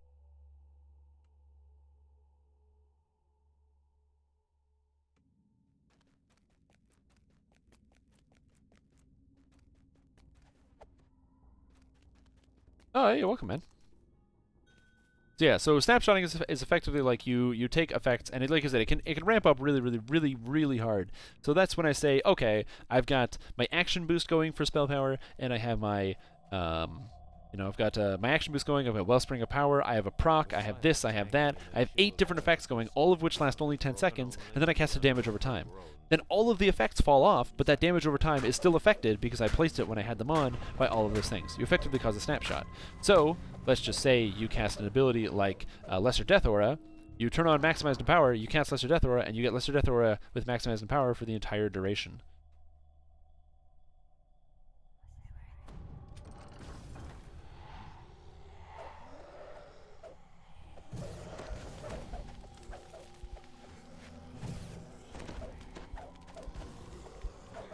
So that's kind of what you would think of as snapshotting. There's ways to do it more intensely, but yeah, trading Holy Sword gear is also a bad thing. Yeah, and in fact, Epic Elite Dream put it way better than me. Yeah, I know, but like I said, it was a bad example. It was just a best way to explain kind of the idea. Because I also like the idea of effects like that lasting on damage over time effects.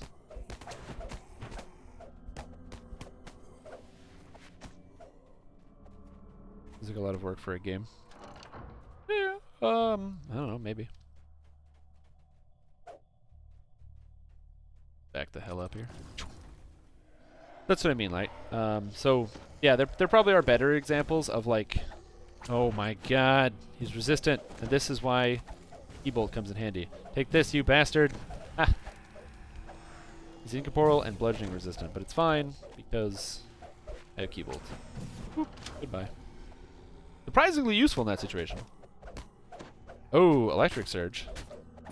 Oh yeah, were you two stats normally in the last one? Yeah, I always do that. That's why on my part I've got 2 arcane pulses. I have one that has normal, and then the other one that has maximize, empower, and intensify. And then yeah, and then you have 3 stacks boosted. Yeah. Now I don't know if they're like super crazy. Like, 'cause I do that personally on my bard. You just save so much mana that way, and your spells are effectively the same strength. So like, obviously a really good thing to do if you want to be super efficient like me. It's by using snapshotting. But I think snapshotting is just one of those things that I think overall is just not really very fun. I think it's more so that it's something you can do, but it's just, I don't know, it's like time consuming. Sure, it's like a mastery of you could say it's like, oh, it's a mastery of the game, you know, because you figured out this best way to have this system work, or you're pulling the best out of it. But I don't know. I've never really liked snapshotting as a concept. Except for dots. Dots are pretty much the only thing I think snapshotting is cool for.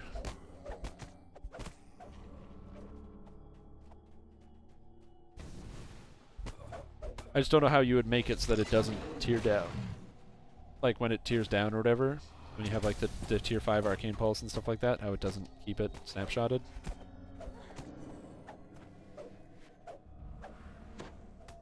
That's the thing. Sometimes I just want to get on and play the game. I don't want to snapshotting or think about working.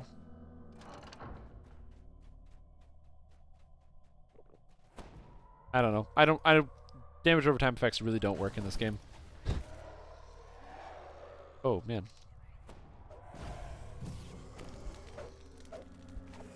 I'm coming to help you.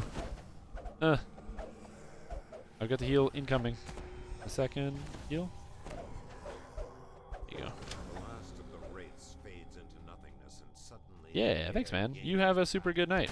Like I said, I apologize. I haven't been streaming a lot of Dungeons & Dragons Online recently, outside of the DDO stream here. I've been doing a lot of Asheron's Call 2. Now that the game is closed forever and I'm deeply depressed and saddened, I'll have to turn to something. I like to turn to alcohol or hard drugs, but unfortunately those things are too expensive for my blood, so I'm going to have to turn to playing Dungeons & Dragons Online profusely, as well as Lord of the Rings Online. I don't know. If I end up getting into Monster Play or something like that, you might see me do a little bit of that. But in general, I don't think I will be doing any Lord of the Rings Online streaming. I think that game would probably be impressively boring to watch. Even though I could make something probably amazing, and it would be fantastic, and you guys would all be like, wow, Strimstream really made this game seem really interesting to me when I thought it was impossible. But at the same time, we'll see.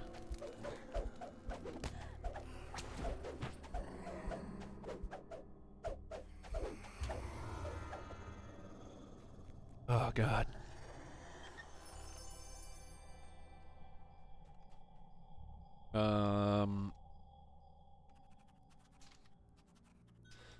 Ooh, Forgotten Caverns. Ooh, Forgotten Caverns. Quests? Forgotten Caverns? People forget about the Forgotten Caverns, but I didn't, because I'm gonna go do it. How's K Elites? I could save this, but I don't really care. I can tell you one thing I didn't do this morning. I didn't watch a documentary on Uganda and consumption. Oh, I know, but it's a Second Life build. I'm not really concerned about the order. I just like doing things in clumps.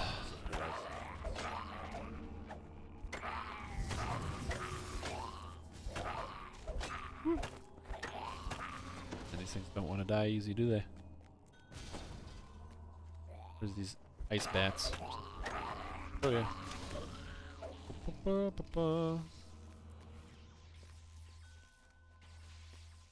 Yeah, I like watching the back of my eyelids too.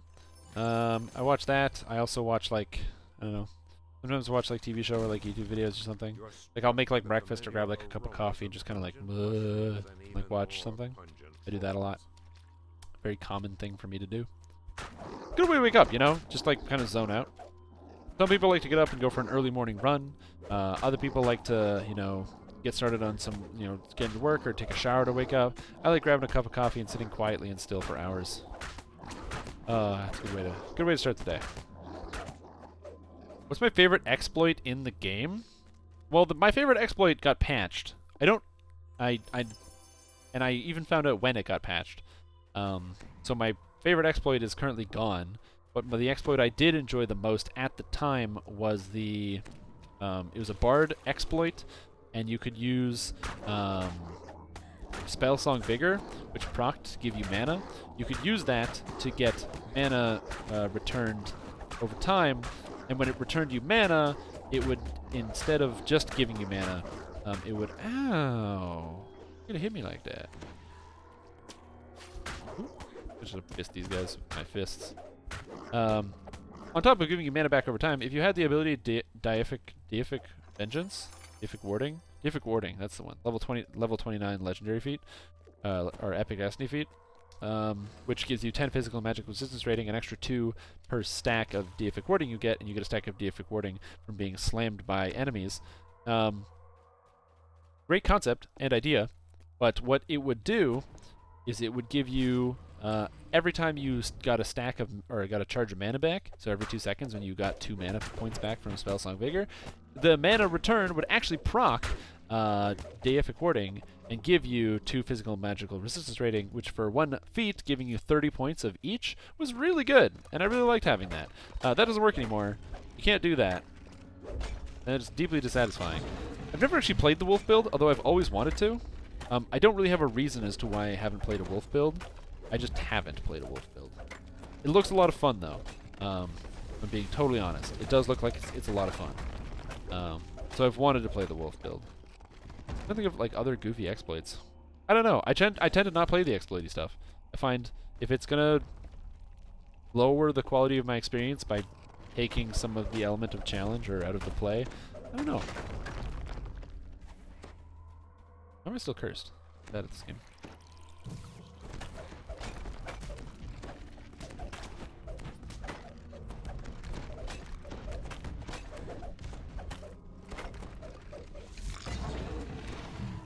Twist of Fate working in heroics? Yeah! That was a good one! But, again, it just trivializes everything, right? It's not Tim, it's Strim. It's not Tim, it's Strim. Strim. Oh, I'm sure you will. When you discover an exploit, don't tell anybody. That's the most important thing. Just kidding. Make sure you report it. If you find an exploit, make sure you report it through official channels, like through the in-game help option, and be like, "Hey, I found an exploit. Did you know you can do this thing?" And then let the people know so they can fix these bugs and quash them good. It's important. I don't think I know any big exploits that aren't well known. So. I also never participate in any of those duping exploits, because I don't get it. Like, I don't know, duping just seems stupid. Like, if it's like, oh, you dupe it, and then you have an item, and then it's like, oh, cool, now I have this item, and I don't know what to play, right? It's like, it'd be like duping Shroud ingredients, so you get a Shroud item. Like, cool, now what are you going to do? Well, you're not going to do the Shroud, because you duped a bunch of shit, and now you're not going to do the Shroud anymore, and you have no reason to do it. So what are you going to do? Oh. So, like, it's why I don't know. Duping is just weird. Ugh, what's this quest called? I gotta repair my staff real quick. Broken. Staffs are bad items. Turn to Delirious? No. Ruined Halls? Ruined Halls, that sounds right. Ruined Halls. Yeah, that's the one. No, I don't have Elemental Bloom. I'm lazy and I don't feel like farming it out.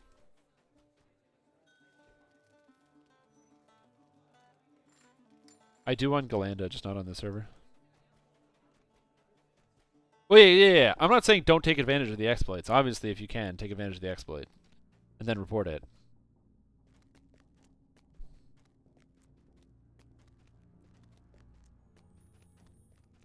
Oh, really? Oh, that's a cool exploit. Did I at least dupe in Diablo? No, I never duped in Diablo either.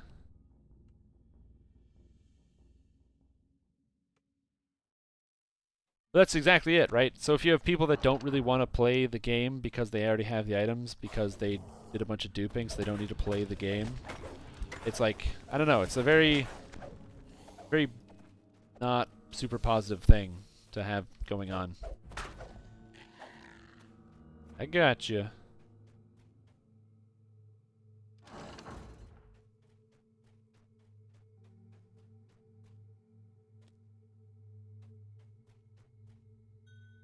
Yeah, it's entirely probable. I don't know.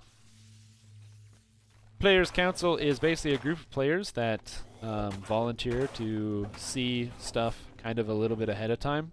So it's kind of like you have to agree to an NDA thing, and then basically get to see some of the content ahead of time before it actually gets published and put to the screen, so you can give proper and good feedback on it. And so it's basically just having like a focus group of players. I think it's a really good idea to have like a focus group of players. I'm currently on the Players Council, so I mean maybe I'm a little bit biased. I do think it's a good idea overall, and so, but I don't actively participate in exploits. So yeah, man, make sure you do it. People always tell me like, oh, can you do this on the council? Can you affect this? Can you suggest this? Can you do that? Or like, oh, I really want this to change. I wish this would be different. You know what you should do? When the option comes up to apply for the Players Council, make sure you take that opportunity and apply for the Players Council. Because what you can do is you can complain in stream chat, and you can complain on the forums and be like, man, I really wish the thing was different. Or take matters into your own hands. Make a positive impact. Be the change you want to be. I say that a lot. One, because in secret I'm actually a motivational speaker. I'm like Alvin Powell over here. But most importantly, I don't know. Sometimes it feels really good when you actually go like, cool, man.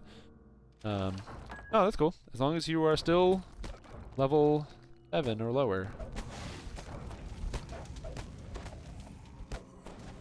Because I'm going to be going to do probably Necro 1.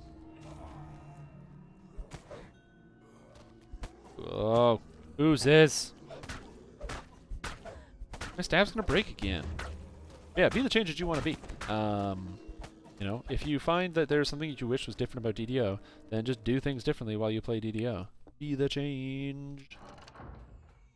You have 0 complaints about DDO? Well, that is where you and I will meet at an impasse. I love DDO to death. I play this game all the time. It's one of my favorite games of all time. But I think there are so many problems, man.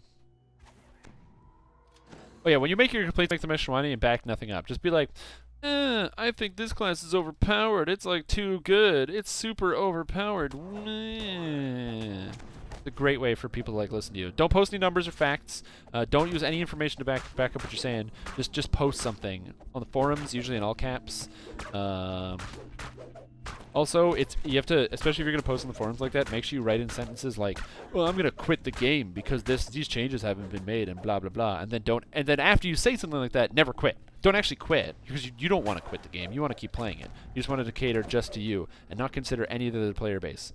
So make sure that when you always post that you're gonna quit, but never actually quit. It's one of the most important key issues right there. Never actually quit.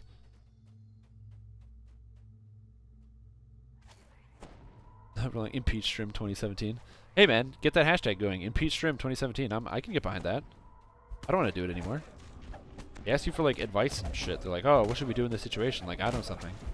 I'm just some like drunk ass kid, you know, working my way downtown or something. I don't know. I was gonna go into a song, but I lost it. I whine about game balance and non-competitive game. But that's exactly it. I think that there has to be some level of game balance. Classes shouldn't be bad, but I don't think it matters who's the best. Cool, we're going to transition to Necro 1, so yeah, if you want to swap. Just make sure you grab a hireling for that one quest where we got to split up.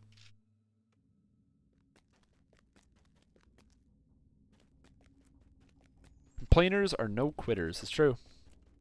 People are like, boycott! And then they don't boycott. Happens all the time. Introduce thoughts on champions as a whole. To me, half the time they're useless and half the time they feel like they're raid bosses. Alright, so champions, I think, are a fantastic concept. Okay? I'm going to say that right away. Fantastic concept. Now, bear in mind, I said concept. I did not say implementation, I said concept. One of the best parts about Diablo 2 that made it really replayable is that the game was never the same thing. There'd always be differences about it. Even if you went to the same areas, it always felt a little bit different because the monster placement was different, and also the types of monsters you encountered were just a little bit different. It felt fun and invigorating when you encountered different types of monsters or different things that you hadn't encountered before. Monsters with different combinations of mods or different groups of monsters. That was really good. And so not so much the champion system, but the rare monster system in that game was one of the more compelling aspects of it. In DDO, when they added champions, they kind of took that that aspect of Diablo 2 and kind of basically put it into the game. Cool. So now you have this system where you have monsters that can have randomized effects. So even though you've played a quest 10 times before, you now have the option to play this quest and see it from a different angle, right? And say, okay, now I have this new situation in this old quest that I've done before. I think that the champion system is a really, really, really good idea overall. It's a fantastic idea as a whole. However, there are a lot of huge flaws with the system. The biggest flaw, of course, is the difficulty spikes. Some champions are significantly more difficult than others, regardless of what type of character you're playing. Any champion that has fortification penetration or true seeing is going to be infinitely more powerful than champions that don't have that. As well, champions at low levels can seem impossible. They'll basically one-shot you if you're not ready for them. And having resistance to a damage type, so like slashing resistance or something on a champion and use slashing weapons, basically means you're going to be chipping at it for like 10 years. So I think there definitely are some issues with the champion system, but I think overall it's a really, really smart idea to kind of break up the amount in gameplay and kind of add a little bit of extra difficulty when you really want there to be extra difficulty. Another big issue with the champion system, though, is readability. I think it's great. Then you can identify something on a champion, but again, this is where Diablo 2 kind of really shined and DDO kind of dropped the ball a bit. In Diablo 2, when you put your mouse over top of, like, one of the monsters you see as a champion, the monster is immediately discolored. You already have your mouse over most of the screen, you're already going to have your mouse over top of that creature, so you're going to be looking at its effects, and you can immediately identify all of its effects. You can say right away, oh, it's got stone skin, it's got this, it's got that, cool, I know what to do here. I know how to evaluate the situation, and there's only so much going on the screen at the same time. In DDO, you're looking at it from a different angle. You can't see the champions right away. Mousing over them doesn't tell you all their effects. You have to click on them, identify them, look at a separate menu. It's in a different place, so you're not able to easily identify and read exactly what the champion effects are. So right away, you're at a disadvantage. The champion has its leg up on you because you don't know what it does. You don't know that it's fire resistant yet. You don't know that it has true seeing. So you can't really plan ahead, and it kind of feels like it's a cheap loss when you actually get killed by a champion, because as opposed to saying, well, I was prepared and I knew what to do and I went about it in this or this fashion, it's basically like I walk in the room, I didn't realize that one of the 30 mobs is a champion, I'm dead. Obviously not ideal. So that is a huge problem with the system right there. Now, however, the fact that they're changing champions to be very static, so each champion is going to have a certain subset of effects, so you can immediately identify the champion and say, cool, this is a champion of Fernia. Champions of Fernia have this effect, and this effect. You can immediately identify, cool, there's a Fernia champion, a Risia champion, and a Lamania champion. Great, I know what to do. No one needs to tell you what to do. You know what to do already. I'm going to do this, I'm going to kill this, I'm going to blah, blah, blah, and you can plan your way through a quest, And I think that's a really good thing. I'm excited for the new system of champions to come out. I'm excited to see the special champions that are going to be in Reaper mode, so it's going to be good. The skulls of giants adorn this tangle of roots. So, A swarm of swamp flies here we go. seems strangely drawn to them. The skulls emit a Is there traps here? groan, and the Traps? doors around Don't forget, you DDO is also unique, not just because you can mix and match classes, dude, but also traps. Look at this garbage. These traps in here are random, so I never know when there's actually going to be a trap jumping onto me. And plus 35 to hit? That's stupid. Camera angle.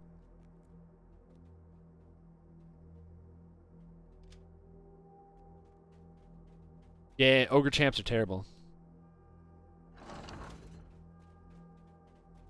Also, the red names being champions, I really like because it provides extra difficulty for a player like myself. However, I can understand how it can be crushing and basically make you want to uninstall the game. I'm glad that Standing Stone is going to be changing it so that red names will no longer able to be champions, but there will be extra difficulty in Reaper difficulty. That's what I'm looking for me.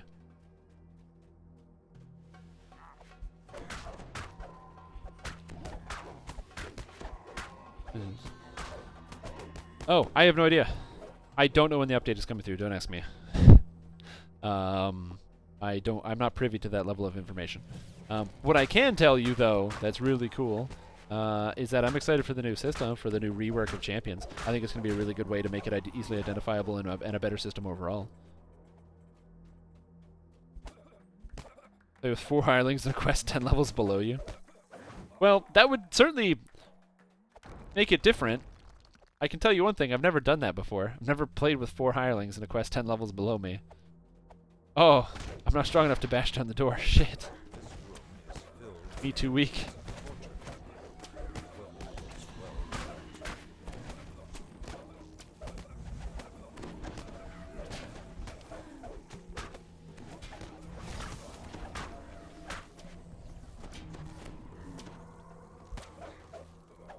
it does sound fun. I'm gonna be totally honest there. So, no, I'm more of the kind of person where I like to play the I do bravery bonus. I can't not do bravery bonus. It's too much XP for it. So, 10 skull the pit. Oh god, dude, those traps. I'm not ready for those traps. Okay, I'm just not ready. Like the little force traps that normally don't do anything. God. What was that guy's name? Is that rare? Atrikos the leper? Traktos the leper. Yeah, for those of you that don't know, between sometime in the early February and sometime in March, I think it is, it's like a month, you basically get a bonus for being a VIP and DDO. So all you have to do is subscribe for 1 month. You get 15, it's like 15 bucks or whatever. You subscribe to the game. Now, not only do you get 4 free gold rolls, which of course is super good. Gold rolls are of course being great because you get lots of good stats like I got a Slayer bonus thing this morning. But more than just that, you also get now, next month, you'll be getting a free cat hireling that will be added to your account that will be free forever. You will always have access as hireling. It'll be accessed by every single one of your characters. I guess it's not entirely free. It's an additional thing on top of what you get for being a VIP. You do have to pay $15 for it, so disregard when I said free. But it is kind of like a cool added bonus on top of what you normally get. The fact that it's a hireling that lasts forever, you can summon it and unsummon it anytime in a quest. So say if you need somebody to pull a lever for you and you're like, crap, I forgot to get a hireling, you can summon it in a quest. It spawns on every single character you're making. It is going to be a panther. It's going to be a panther. So it's going to be, like, panthers are classified as fighters, so I think it's going to be like a level 20 fighter is what it's going to be classified as, but it's going to be a pet.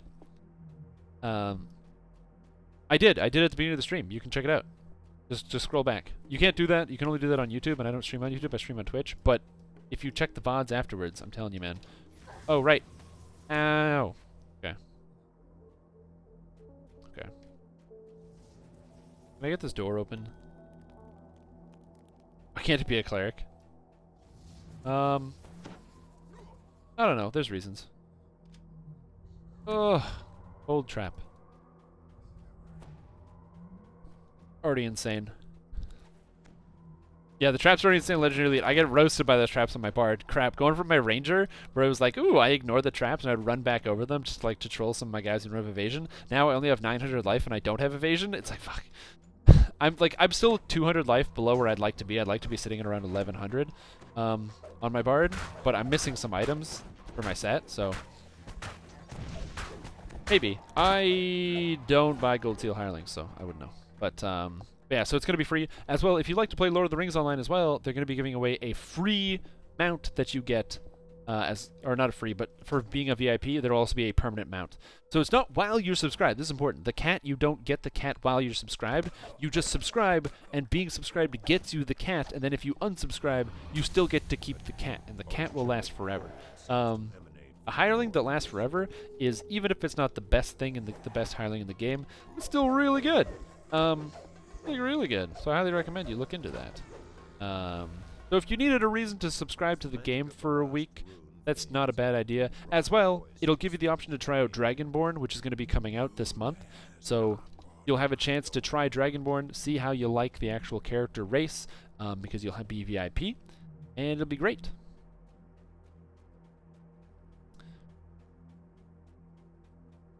I have a hireling right here. Look, it's contract flower. Also, this is really important. If you're a newer player and you see people like me not playing with hirelings, don't think to yourself, oh, other people don't play with hirelings, so I shouldn't. Number one, there is nothing wrong with using hirelings. Hirelings are designed to help you play the game. They can either be a fighter, a lever puller, a dude who heals you, maybe a guy with haste. You can keep yourself attacking real fast. Hirelings are fantastic. They're really great tools, and if you want to use a hireling, there is absolutely nothing wrong with that, and I highly encourage it. I use hirelings all the time. Sometimes you don't see it here, but I do use hirelings all the time. And I want to make sure, because some people feel like, oh, I shouldn't use hirelings. You should. That's what they're there for. Granted, if you have the option between a player and a hireling, generally you should pick a player, like if it's the last slot in your party. But, again, circumstance permitting, there's some leeway there. I also didn't update my quest. So this is supposed to be Necro 1. And next is Burning Heart. Tomb of the Burning Heart. Burning Heart.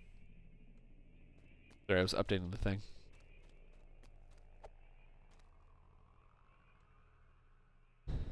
Ravenloft will come with a pet. We got an owlbear with the Underdark.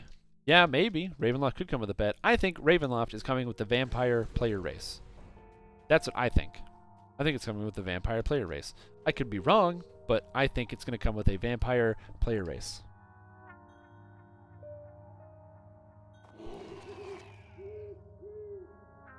Do you have a hireling?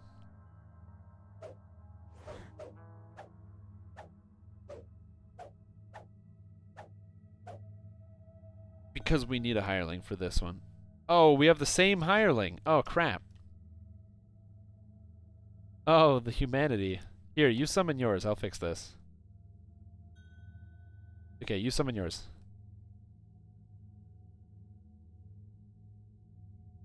My god. Guilds and hirelings. Hirelings. I don't know. Low-level hirelings. I want the cheapest ones. I want cheap hirelings. 20? No, no, no, no, no, no, no, no, no, no, no, no, no, no, no. Store's frozen. Lowest price. Ah, Kurgle Powermonger. Perfect. Level 5. Or level 1. Perfect. Gold Seal Hireling, everybody. Boom. Look at this guy. Level 1 sorcerer with 42 life. That's crazy.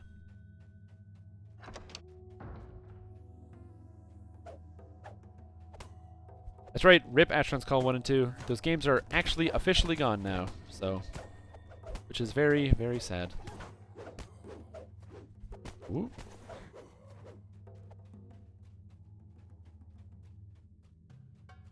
Yeah, man. Okay, cool. So you and your hireling stand on these pieces here. Then I'll take my hireling and stand on the other pieces over there. Oh.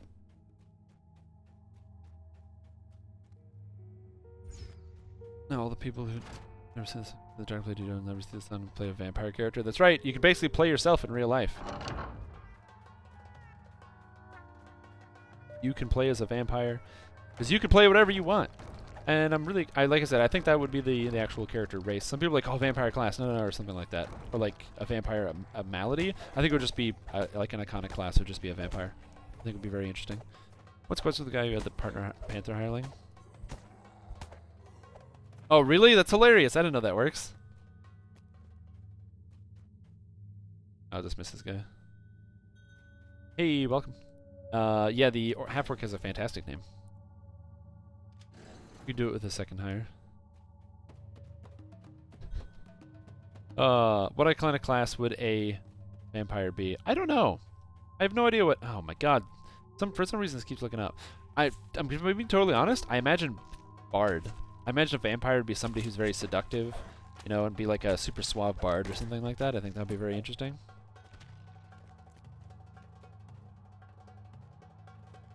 What the heck? Welcome. Drizztastic. It is a 3-wizard, 4-monk. I don't even know what to expect anymore. Yeah, you would.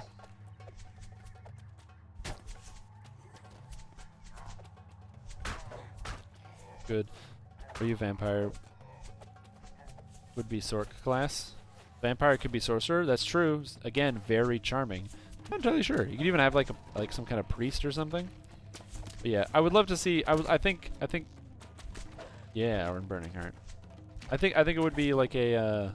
I think that vampire would make an interesting addition. Or if they added like a different class, like anti-paladin or something with the expansion. I have no idea. I don't think they should add anti-paladin. I think that would be a bad thing because you could have a definitively evil character class. But unless it was like vampire anti-paladin, then I could get behind that. Like a vampire blackguard. Could you imagine if they added blackguard as an iconic that was a vampire? So it was its own unique class and it only started at level 15. Kind of like you're looking at like your Death Knight from World of Warcraft and stuff like that. It's like a hero class. I think it could also be very interesting. It'll be weird to see what kind of levels of progression we hit, right? So if you think about the way the game is right now, the progression kind of stops at level 30, right? We go to level 30. That is where progression stops. So you have to say, okay, well, since progression stops at level 30, what is the next logical step? What is the next thing that we do as players? How do we advance our characters even more than we currently are? Because if we're already level 30, going above level 30, they just have to increase the stats even more. But because of the way the game scales every little number so hard, increasing the stats by significant margins is not really the best thing for kind of keeping the game in balance or trying to keep things in check. As you can already see, one-shots are kind of the easiest catch-all fix to try to add difficulty, and it's not especially fun. It does add difficulty, but it's not especially fun. So... Well, the Dragonborn is coming out at level 1. Dragonborns will be a level 1 class, so you can make level 1 Dragonborns when it come out. I don't know if there will be an iconic associated with it. I just know for a fact that Dragonborns will be a level 1 character, or a character race. You'll be able to play as a Dragonborn at level 1.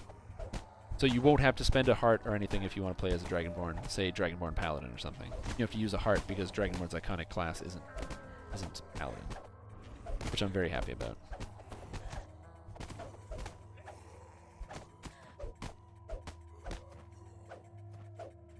They do need to add new spells. I think new spells would be fantastic. There really should be brand new spells all over the place. I'd love to see a whole spell revamp.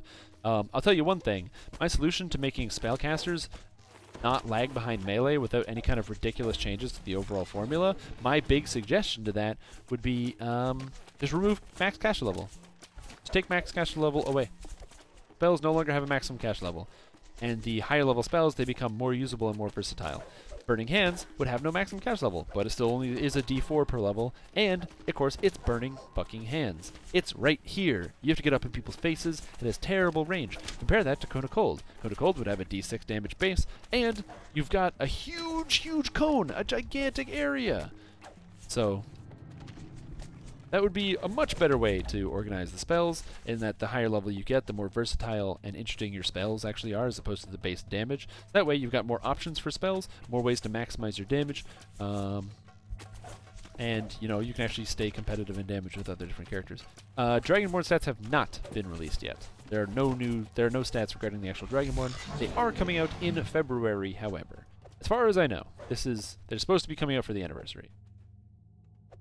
Now, if Standing Stone Games happens to need a little bit of extra time, that they can actually get the stuff added in, and they're able to invent a new month in between January and February, like January, and then they have a little bit more time because they said, oh, you know, we get it out by the anniversary, which is in February, and it's not February, it's January. That'd be interesting, but... See, the problem is, with the race stats in the books, is you have to be very careful. If you crack open a 3.5 book, you'll notice that gnomes do not get a bonus to intelligence. They get a bonus to constitution. However, ever so conveniently in Dungeons & Dragons Online, they get a bonus to intelligence. This is because Dungeons & Dragons Online gnomes are based off of 5th edition gnomes, while the rest of the game is not based off of 5th edition. 5th edition gnomes get intelligence and not constitution. So there already are some differences, and saying basing off the book is a very difficult assertion, because we have to say which book, what time, what are we going to be doing, etc., etc., etc. Cool. Next is going to be Immortal Heart. So, just make an entire new region on the floor of on the level of Evening Star, but it's a giant room with a huge puzzle on the floor. That'd be interesting. This tomb is well kept despite its age. You feel intense More puzzles, more tile puzzles. as the I always like tile puzzles, especially when they're like new ones and really tricky ones. I can imagine it's hard to make tricky tile puzzles though. Probably just have like a dude just staring at this puzzle being like, oh, like what do we do here? I'm trying to figure out this tile puzzle. How do we make this tile puzzle challenging and interesting yet?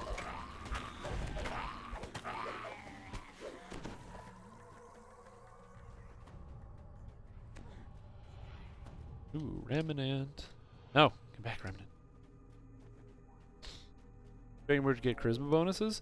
Dragonborn will get something. See, what I thought is that they should make Dragonborn, if they're making a Dragonborn iconic, they should make a Dragonborn druid that has a unique dragon form for transformation as opposed to bear and wolf. I thought that would be very cool if there was if for an iconic they did it as a dragon, like a druid dragon form. I thought that would be super cool. But I don't see that happening. I just think that would be really cool. But yeah, Dragonborn should get some kind of bonus to charisma or strength, as the case may be. It really depends. Granted, Standing Stone Games has already said that they are very eager to bring...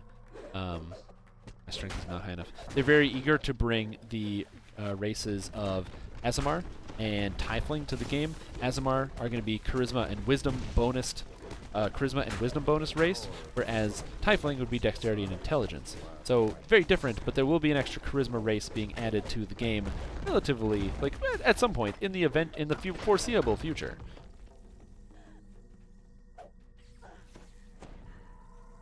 So.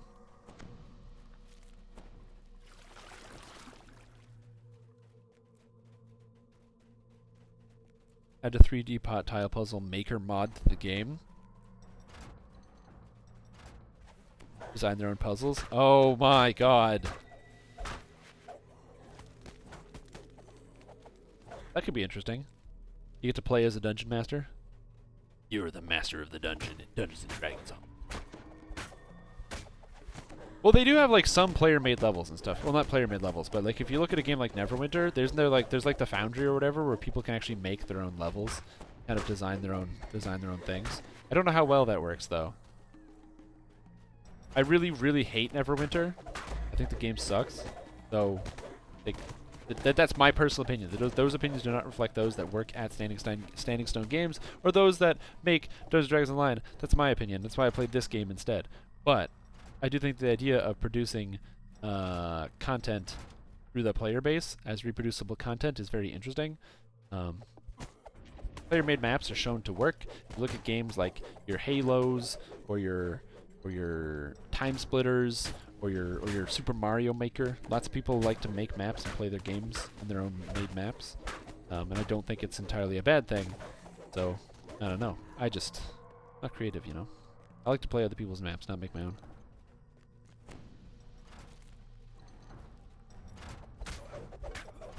Oh, God. Alcohol. Hey, Macarena. I ain't never played that game, though, because I don't have a Nintendo Wii. I got the Nintendo... No, I mean Wii U. I have a Nintendo Wii. I bought that like a billion years ago. Still has like one of my favorite games of all time, Resident Evil 4 on it, so... No. Neverwinter Nights is amazing. I love Neverwinter Nights. That game is so good. That game is so good. I love Neverwinter Nights. Oh, that game is so good. Neverwinter Online is one of the worst experiences ever. I'm sorry if you like Neverwinter Online. I'm sorry that I said those things. I apologize for your questionable taste. Aha! Difference of opinion. So. Yeah, DDO is really like where my main focus is at, especially when it comes to Dungeons & Dragons based games. There are some other Dungeons & Dragons based games, you know, your Neverwinter Online, or not Neverwinter Online, Neverwinter Nights, things like that, but 8-year-olds will make them? Yeah, 8-year-olds will make them. Absolutely. They'll make so many maps. You'll have maps that have like nothing, or it's just like a dead end. Oh, unfinished, uncompletable, half-finished garbage. That'd be amazing. It'd be so much fun to have to wade through piles of horrible crap to get the less than 0.1% cream of the crop that could potentially not even exist. Yeah, that'd be fun.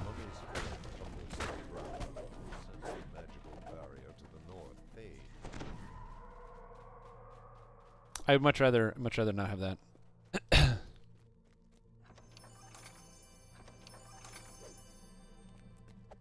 100 Minotaurs in it? Yeah, that'd be cool. I really think that would be interesting if people had the option to like design a quest. It'd be like the design a quest challenge, where everyone gets to submit a quest, and if you win, like a bunch of people submit a quest, you have to submit like a plan or something, draw it out, maybe use one of them drawing art programs or something. You draw out a floor plan, you figure out how your quest is going to work, what kind of traps or puzzles, and then the person who wins actually gets to have their quest put in the game. I think that'd be pretty interesting. The problem with having content design to be added to the game is there's like legal mumbo jumbo, which is really complicated. And because of that, you can't just like be like, yeah, we'll totally have somebody design something and add it to the game. There's way too much legal mumbo jumbo in the way. There's a trap here. There's a huge trap. So you want to back up. I'm going to pull the lever.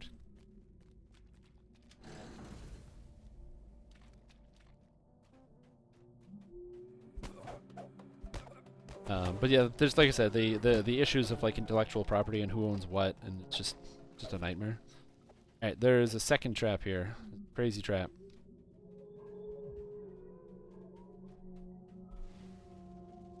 And there's also a third trap. Once these traps go away, though, you can walk through them. What quest is this? This is Tomb of the Sanguine Heart. So this is in Necro 1.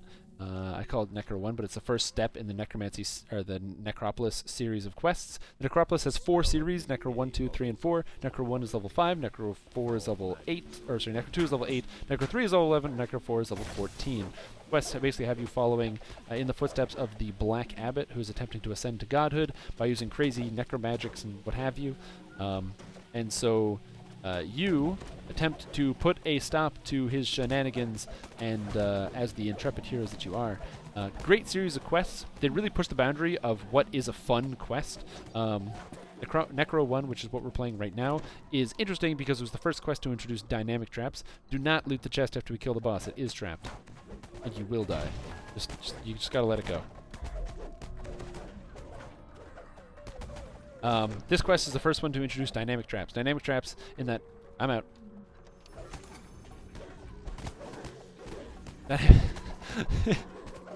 I warned you, man. But they introduced dynamic traps in that the traps change place every time you do it. So every single one of these quests has traps, and those traps will change place and be in different places every single time you decide to come in and do these quests.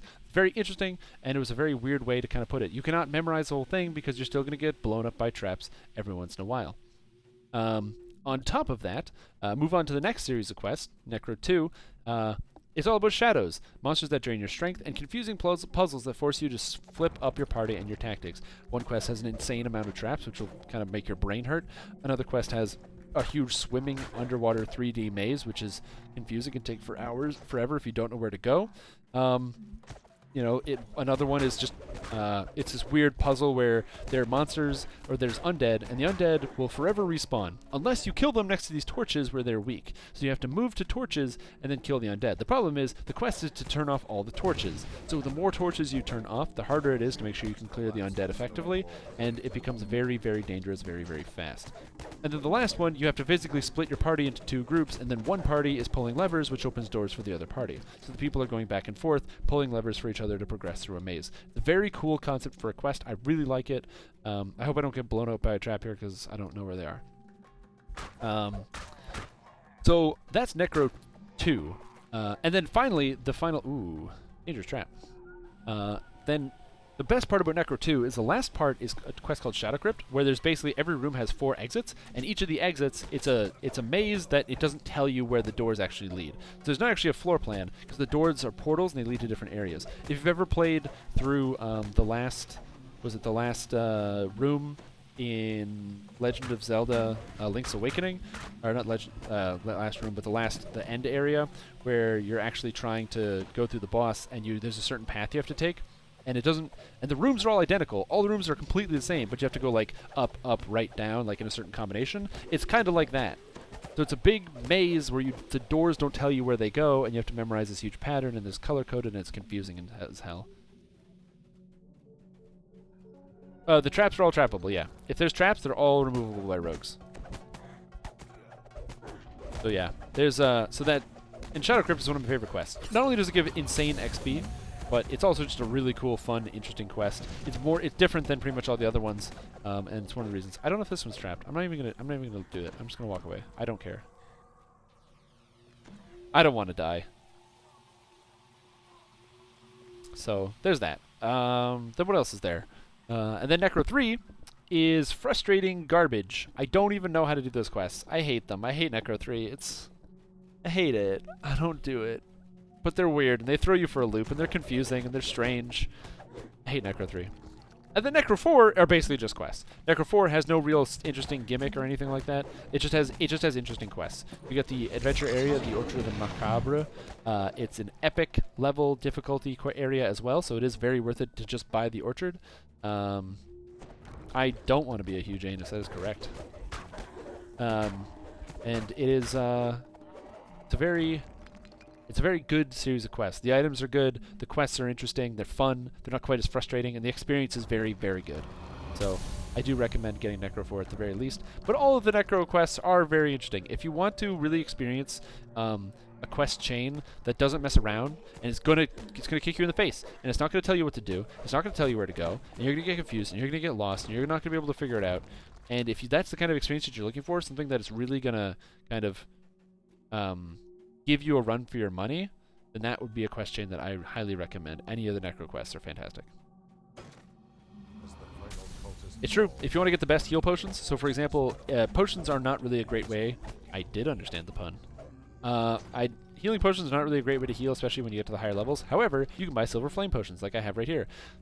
Silver Flame Lesser Healing Potion. It heals 100 HP, as opposed to the other potions which heal significantly less. There's a trap here.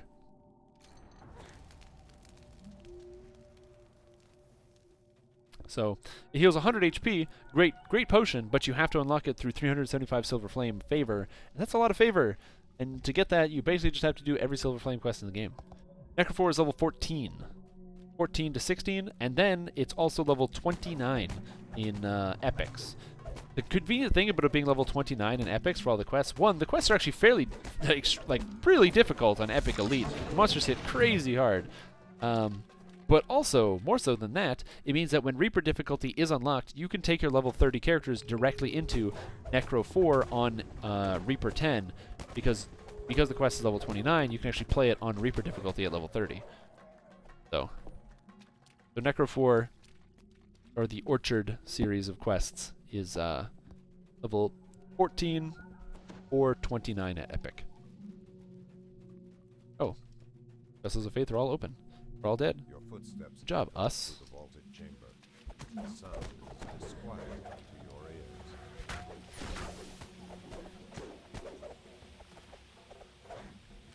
So yeah, it's a very interesting series of quests. I really like this quest chain myself. Bloody Crypt is also very interesting because it's not really interesting. It's just a big monster mash. And sometimes after playing through quests like these ones, where you're confused and you don't know where to go, especially, it's just like. It's an endurance run. It's just a gauntlet. It's like, okay, how many more monsters are really going to be in this quest? And after like 350 zombies or something, you're like, okay, I get it. I have to fight these zombies. I get it. Lack of free-to-play quests. Well, the problem is, for the range of 18 to 19, there are no quests. There just aren't. Free-to-play or not. It's disappointing. It's something they need to fix. They need to work on this. Cool, we're going to do...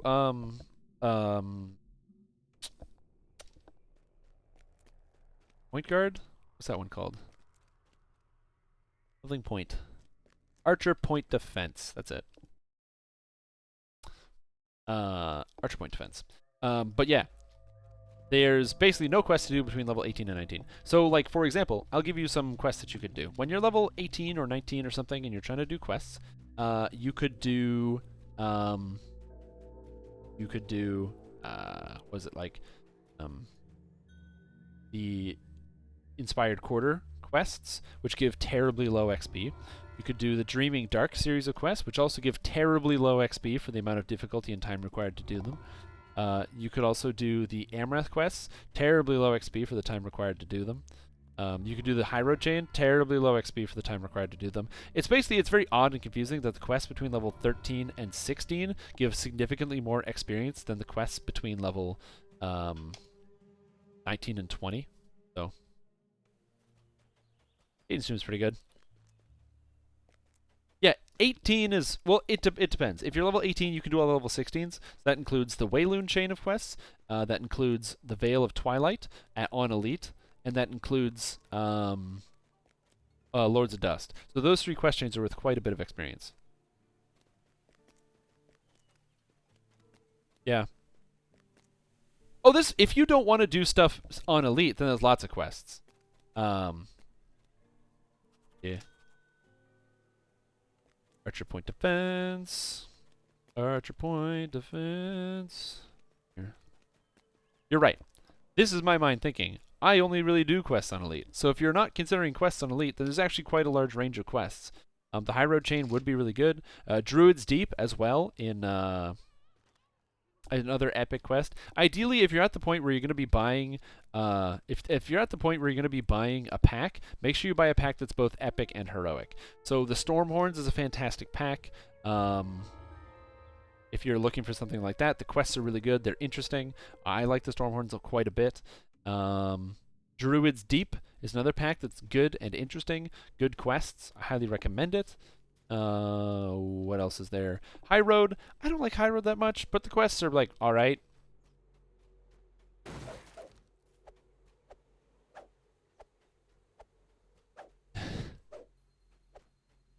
Yeah, that too. You could also get Turbine point favorite point bonuses. Welcome. But yeah, so if you're planning on just doing everything on Elite, then I make sure, like I said, make sure you buy something that's both epic and heroic. Or you could just get the Secrets of Vaults of the Artificer. Vaults of the Artificer is actually a really good quest pack. One, because it gives you quests that are very cool, really good items, and great experience. But even more so than all those things, it also gives you access to Caneth challenges. Again, really good experience. And if you have never run Dr. Rushmore's Mansion, holy crap, go play that challenge. It's really, really fun. I love Dr. Rushmore's Mansion. It's so much fun. It's so interesting and exciting. It keeps you on your toes. Man, I love that quest. That is like, but Dr. Rushmore's Mansion is definitely one of my favorite quests in the game. And it comes from Caneth challenges. In fact, if you don't even want to buy them, what you can do is you get a free challenge token every single day. So you can go and talk to the dude in House Caneth, get a free challenge token, and then just go do one of the Caneth challenges. So maybe do Dr. Rushmore's Mansion one day, and then do Kobold Crystal, or the not Kobold Crystals, mining caves, crystal caves. What's the cave one where they mine? Extraplanar Palace? Is that the one? No, Dr. Rushmore's Mansion. No, it's a Caneth challenges. It's basically you get put into a house, a kooky house, with all sorts of puzzles and doors and things to open, and it's a maze, and there's secret doors, and there's bosses, and you basically get set on a time limit, and you, by unlocking doors, it increases your time, and you have to basically solve all the puzzles and get through the house. Highly recommend it. Evening Star challenges, I'd recommend waiting until epics, just because, wow, I'm getting trucked here. What is going on? Evening Star challenges, I'd recommend waiting until epics before you do them, just because they're worth a very high amount of experience at epics. But the Caneth challenges are just really fun.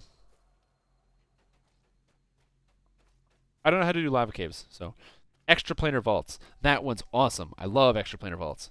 Ooh. When the kobolds are bugging out. When the kobolds don't bug out and it works really well, it's super good. I don't know how to do lava caves. I need to get somebody to teach me how to do that. They're like lava cave experts out there. I am terrible at lava caves. Yeah, Dr. Rushmore's Mansion is one of the most interesting quests in the entire game. I highly recommend, if you have never done it, just go do it. Just go do it. I did it on one of my streams here. I did all of the Caneth challenges because I hadn't done them. This was about 9 months ago or so. I did all the Caneth challenges in a row. I just did like one, the next, and the next, and the next. We did all the challenges, and it was just so interesting to see an entire section of content I'd never seen before. I think there's a lot to be said about the challenges that they could do.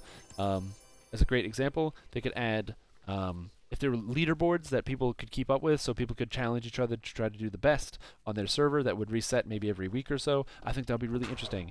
If all of the challenges worked, like Kobold Island, the shortcuts challenge, if that one worked, that would be great.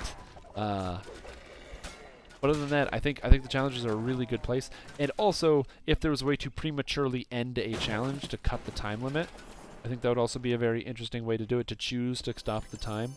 I think that'd be very interesting to make things like Dr. Rushmore's Mansion. Because if it's your first time going through, you're gonna run out of time on Dr. Rushmore's Mansion. You're not gonna beat the whole thing. But if it's not your first time through, like me, I'll do it, and I'll have 15 to 20 minutes left over, and then I'll go make a sandwich while I wait for it to time out.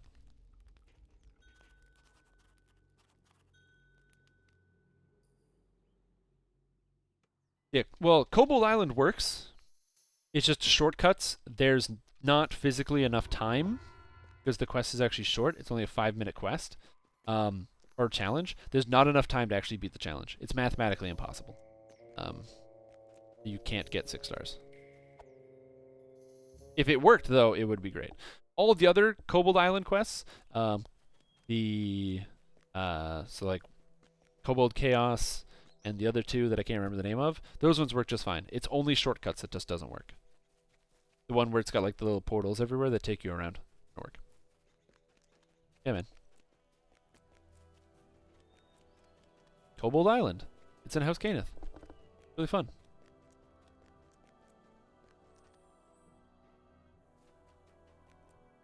Good maze with the cheese sandwich at the end. I don't know. That's a question I'm just gonna have to leave up to you, my man. I'll leave that one up to you. Yeah, if you haven't had the chance, I highly recommend you do it. And you know what? There are a lot of things you should probably do. If you haven't checked out the Cannith challenges, make sure you check that out. More importantly, and this is the most important thing. Yeah, I've done all the other Kobold Island ones. It's really easy when you overlevel it.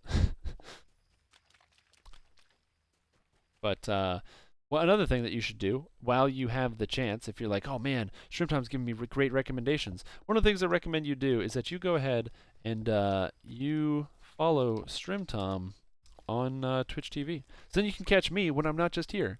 I'm significantly more crude, more critical, and I will stream different things. Maybe not always Dungeons & Dragons Online, other stuff. And also known as Dragons Online. You can catch me anytime and get the same kind of insightful back and forth jibba jabba and have this cool conversation. I think it'd be cool. So make sure you go ahead and give me a follow there. Also, follow me on Twitter right up here. Boom, right there. And by doing so, you'll know exactly what I'm going to be streaming and see all the witty things that I post on Twitter on a bi-monthly basis. So make sure you check that out when you have the chance. Yeah, I wasn't going to be playing, except I didn't realize that Turbine was so crass that they decided to turn off Asheron's Call 2 and Asheron's Call 1 at 12 p.m., literally not caring that probably a lot of the people that really played those games probably work during the day because they're old, and so they don't even get to gather to see the end of it. I was extremely disappointed by the fact that that was the way that things went down, but what are you gonna do? I thought they would be turning it, actually have like the grace to do it at midnight, but not. They decided to pull the plug on a lunch break, so whatever. Which server is that? I am currently playing on Argonessin. Argonessin's a fantastic server, got lots of great people, including myself. You know, the Blood Assassins, great guild. We're cool guys, so. Yeah, so originally I was going to be playing Asheron's Call 2, but they shut the servers down, so I'm like, well, I guess I'll just play DDO, which I'm not upset about, but I am upset about the server shutdown things. If you can't tell, I'm like bitter and angry. I'm not trying to hide it though. I'm allowed to be bitter and angry. Took away one of my games, man. They took away my game. It's gonna be good. I was actually really getting into Asheron's Call 2. Like I was already into Asheron's Call 2, but like I was really getting into it. I was dual boxing an enchanter and a alchemist, but the melee form alchemist, where he goes all Dr. Jekyll, Mr. Hyde. God. Did Asheron's Call have a special endgame event? No, it didn't. They just shut it down. But the players made it a special endgame event. Everyone gathered in Iraq, and there was a huge, people were just chit-chatting and talking and doing all sorts of stuff, and it took a bunch of screenshots and things. In Asheron's Call 2, people were congregating in Cragstone and just playing music in huge bands and stuff. It was actually really cool, the volume of people we actually got together to play a band, which is really cool. And actually, me and my group of friends, we were the last heroes to ever walk on Dareth. On Sunday, we managed to finish off and do the hero quest and became the official last heroes of Dareth. And while we were there, I actually have a video of it because I streamed it on Sunday, the whole event. When we got there, Is that guy dying? It's fine. When we got there, almost every single player on the servers was waiting in the actual hero vestibule to watch us, like at the shrine, to watch us become heroes. It was really cool and different experience. I'd never experienced anything like that in a video game, to have like all these people just standing around and just like cheering and whatever as we were going and becoming heroes, and it was really cool. So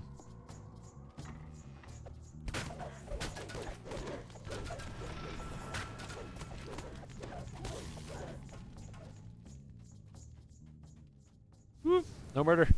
Ow. Oh, God, that hurt. It was. And I'm going to miss that game. And I think it's really important to also recognize that as much as fun as I was having playing Asheron's Call 2, there are reasons I wasn't playing that game. You know, it was slow and buggy and clunky, and the grind was ridiculous, and the crafting system could have been more refined. There were reasons why I wasn't playing that game. There are reasons why I chose to play DDO and other games when I had free time. But it's sad to see something like that go. It is a relic of the past, but it's gonna be right here in my heart, forever. Asheron's Call wasn't making any money. For the past 2 years, Asheron's Call has been since 2014, they stopped subscriptions for Asheron's Call, and it was you buy it for $10, and after buying it for $10, you can play it forever. You can play it whenever you want, at any time you want. So because there was absolutely no revenue, there was no subscription model or anything else, the game wasn't making any money. Then it was not being actively, and it hasn't been actively developed since 2014, when the game, like everyone stepped down and said, okay, we're done. It's no more. So that's why if you're wondering, like, oh, if you're sitting here going, oh man, is DDO going to get shut down? It's such an old game. Is it going to disappear just like all these other games? Asheron's Call just got shut down. Asheron's Call didn't just get shut down. Asheron's Call was in maintenance mode for 3 entire years before it got shut down. DDO is still being actively developed. There are people still working very hard to make the Dragonborn race come out, which is, I don't know if you've ever heard of that. That's a really cool race. And there's an expansion coming later this year. So DDO is not going anywhere. It's a very different situation than with Asheron's Call. Asheron's Call was a product that basically you couldn't make money off of because people wouldn't pay for that kind of experience. Although I'm sure the player base that was actually playing at the time would have been more than willing to pay for it, to pay for the server maintenance for it to go up. But I don't know.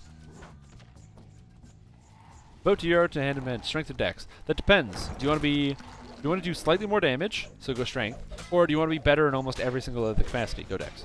Dex, by the way. All monks, dex. Just go dex. Going strength will give you slightly more damage. Going dex will give you almost as much damage and significantly more survivability, and you don't have to spread your stats quite as much, so you can focus more on your damage. Well, last year, we actually did not get a lot of content.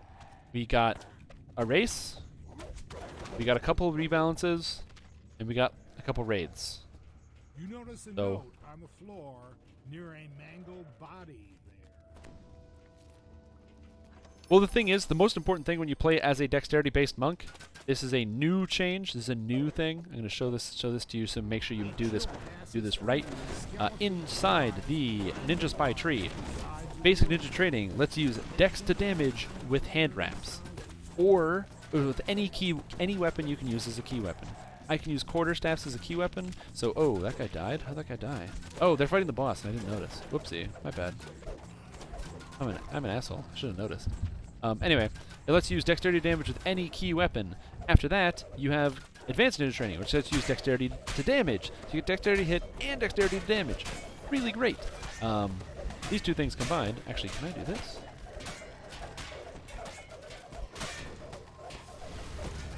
Make it very easy to use dex to hit and damage, and hit and damage is very good, as I'm sure you can imagine. Man, I love the fact that I do so much damage with that ability.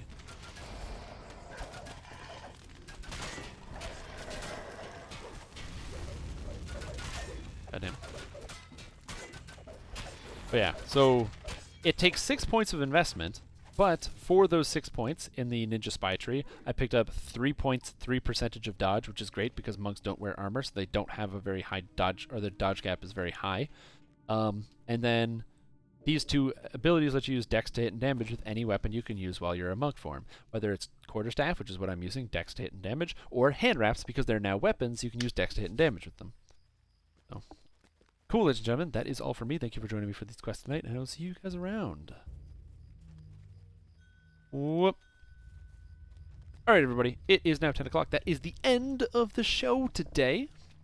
So, thank you for watching. I hope you've had a fantastic time. I've had a fantastic time, and I've really enjoyed getting the opportunity to play with all of you ladies and gentlemen watching. Like I said, if you enjoy the show, make sure you follow me, and also you can catch me every single week here on the official DDO stream from 7 until 10 p.m. That's Eastern Daylight Time, which is what we are in right now. So, yeah, I do that every week because I have perfect timing. So, thank you guys for watching. Have a great night. Stay frosty, and we'll see you guys around. And I'm really going to try to play DDO more, so it's not just like me playing the same characters all the time. Like, it should be like everybody playing characters at like the same time, so. Ooh, I don't know. I'm gonna stop talking. Tired. I'm like really tired. My bed is back there. Should like go to bed. I work tomorrow. Didn't work today though. Good. I'm gonna stop rambling. Bye!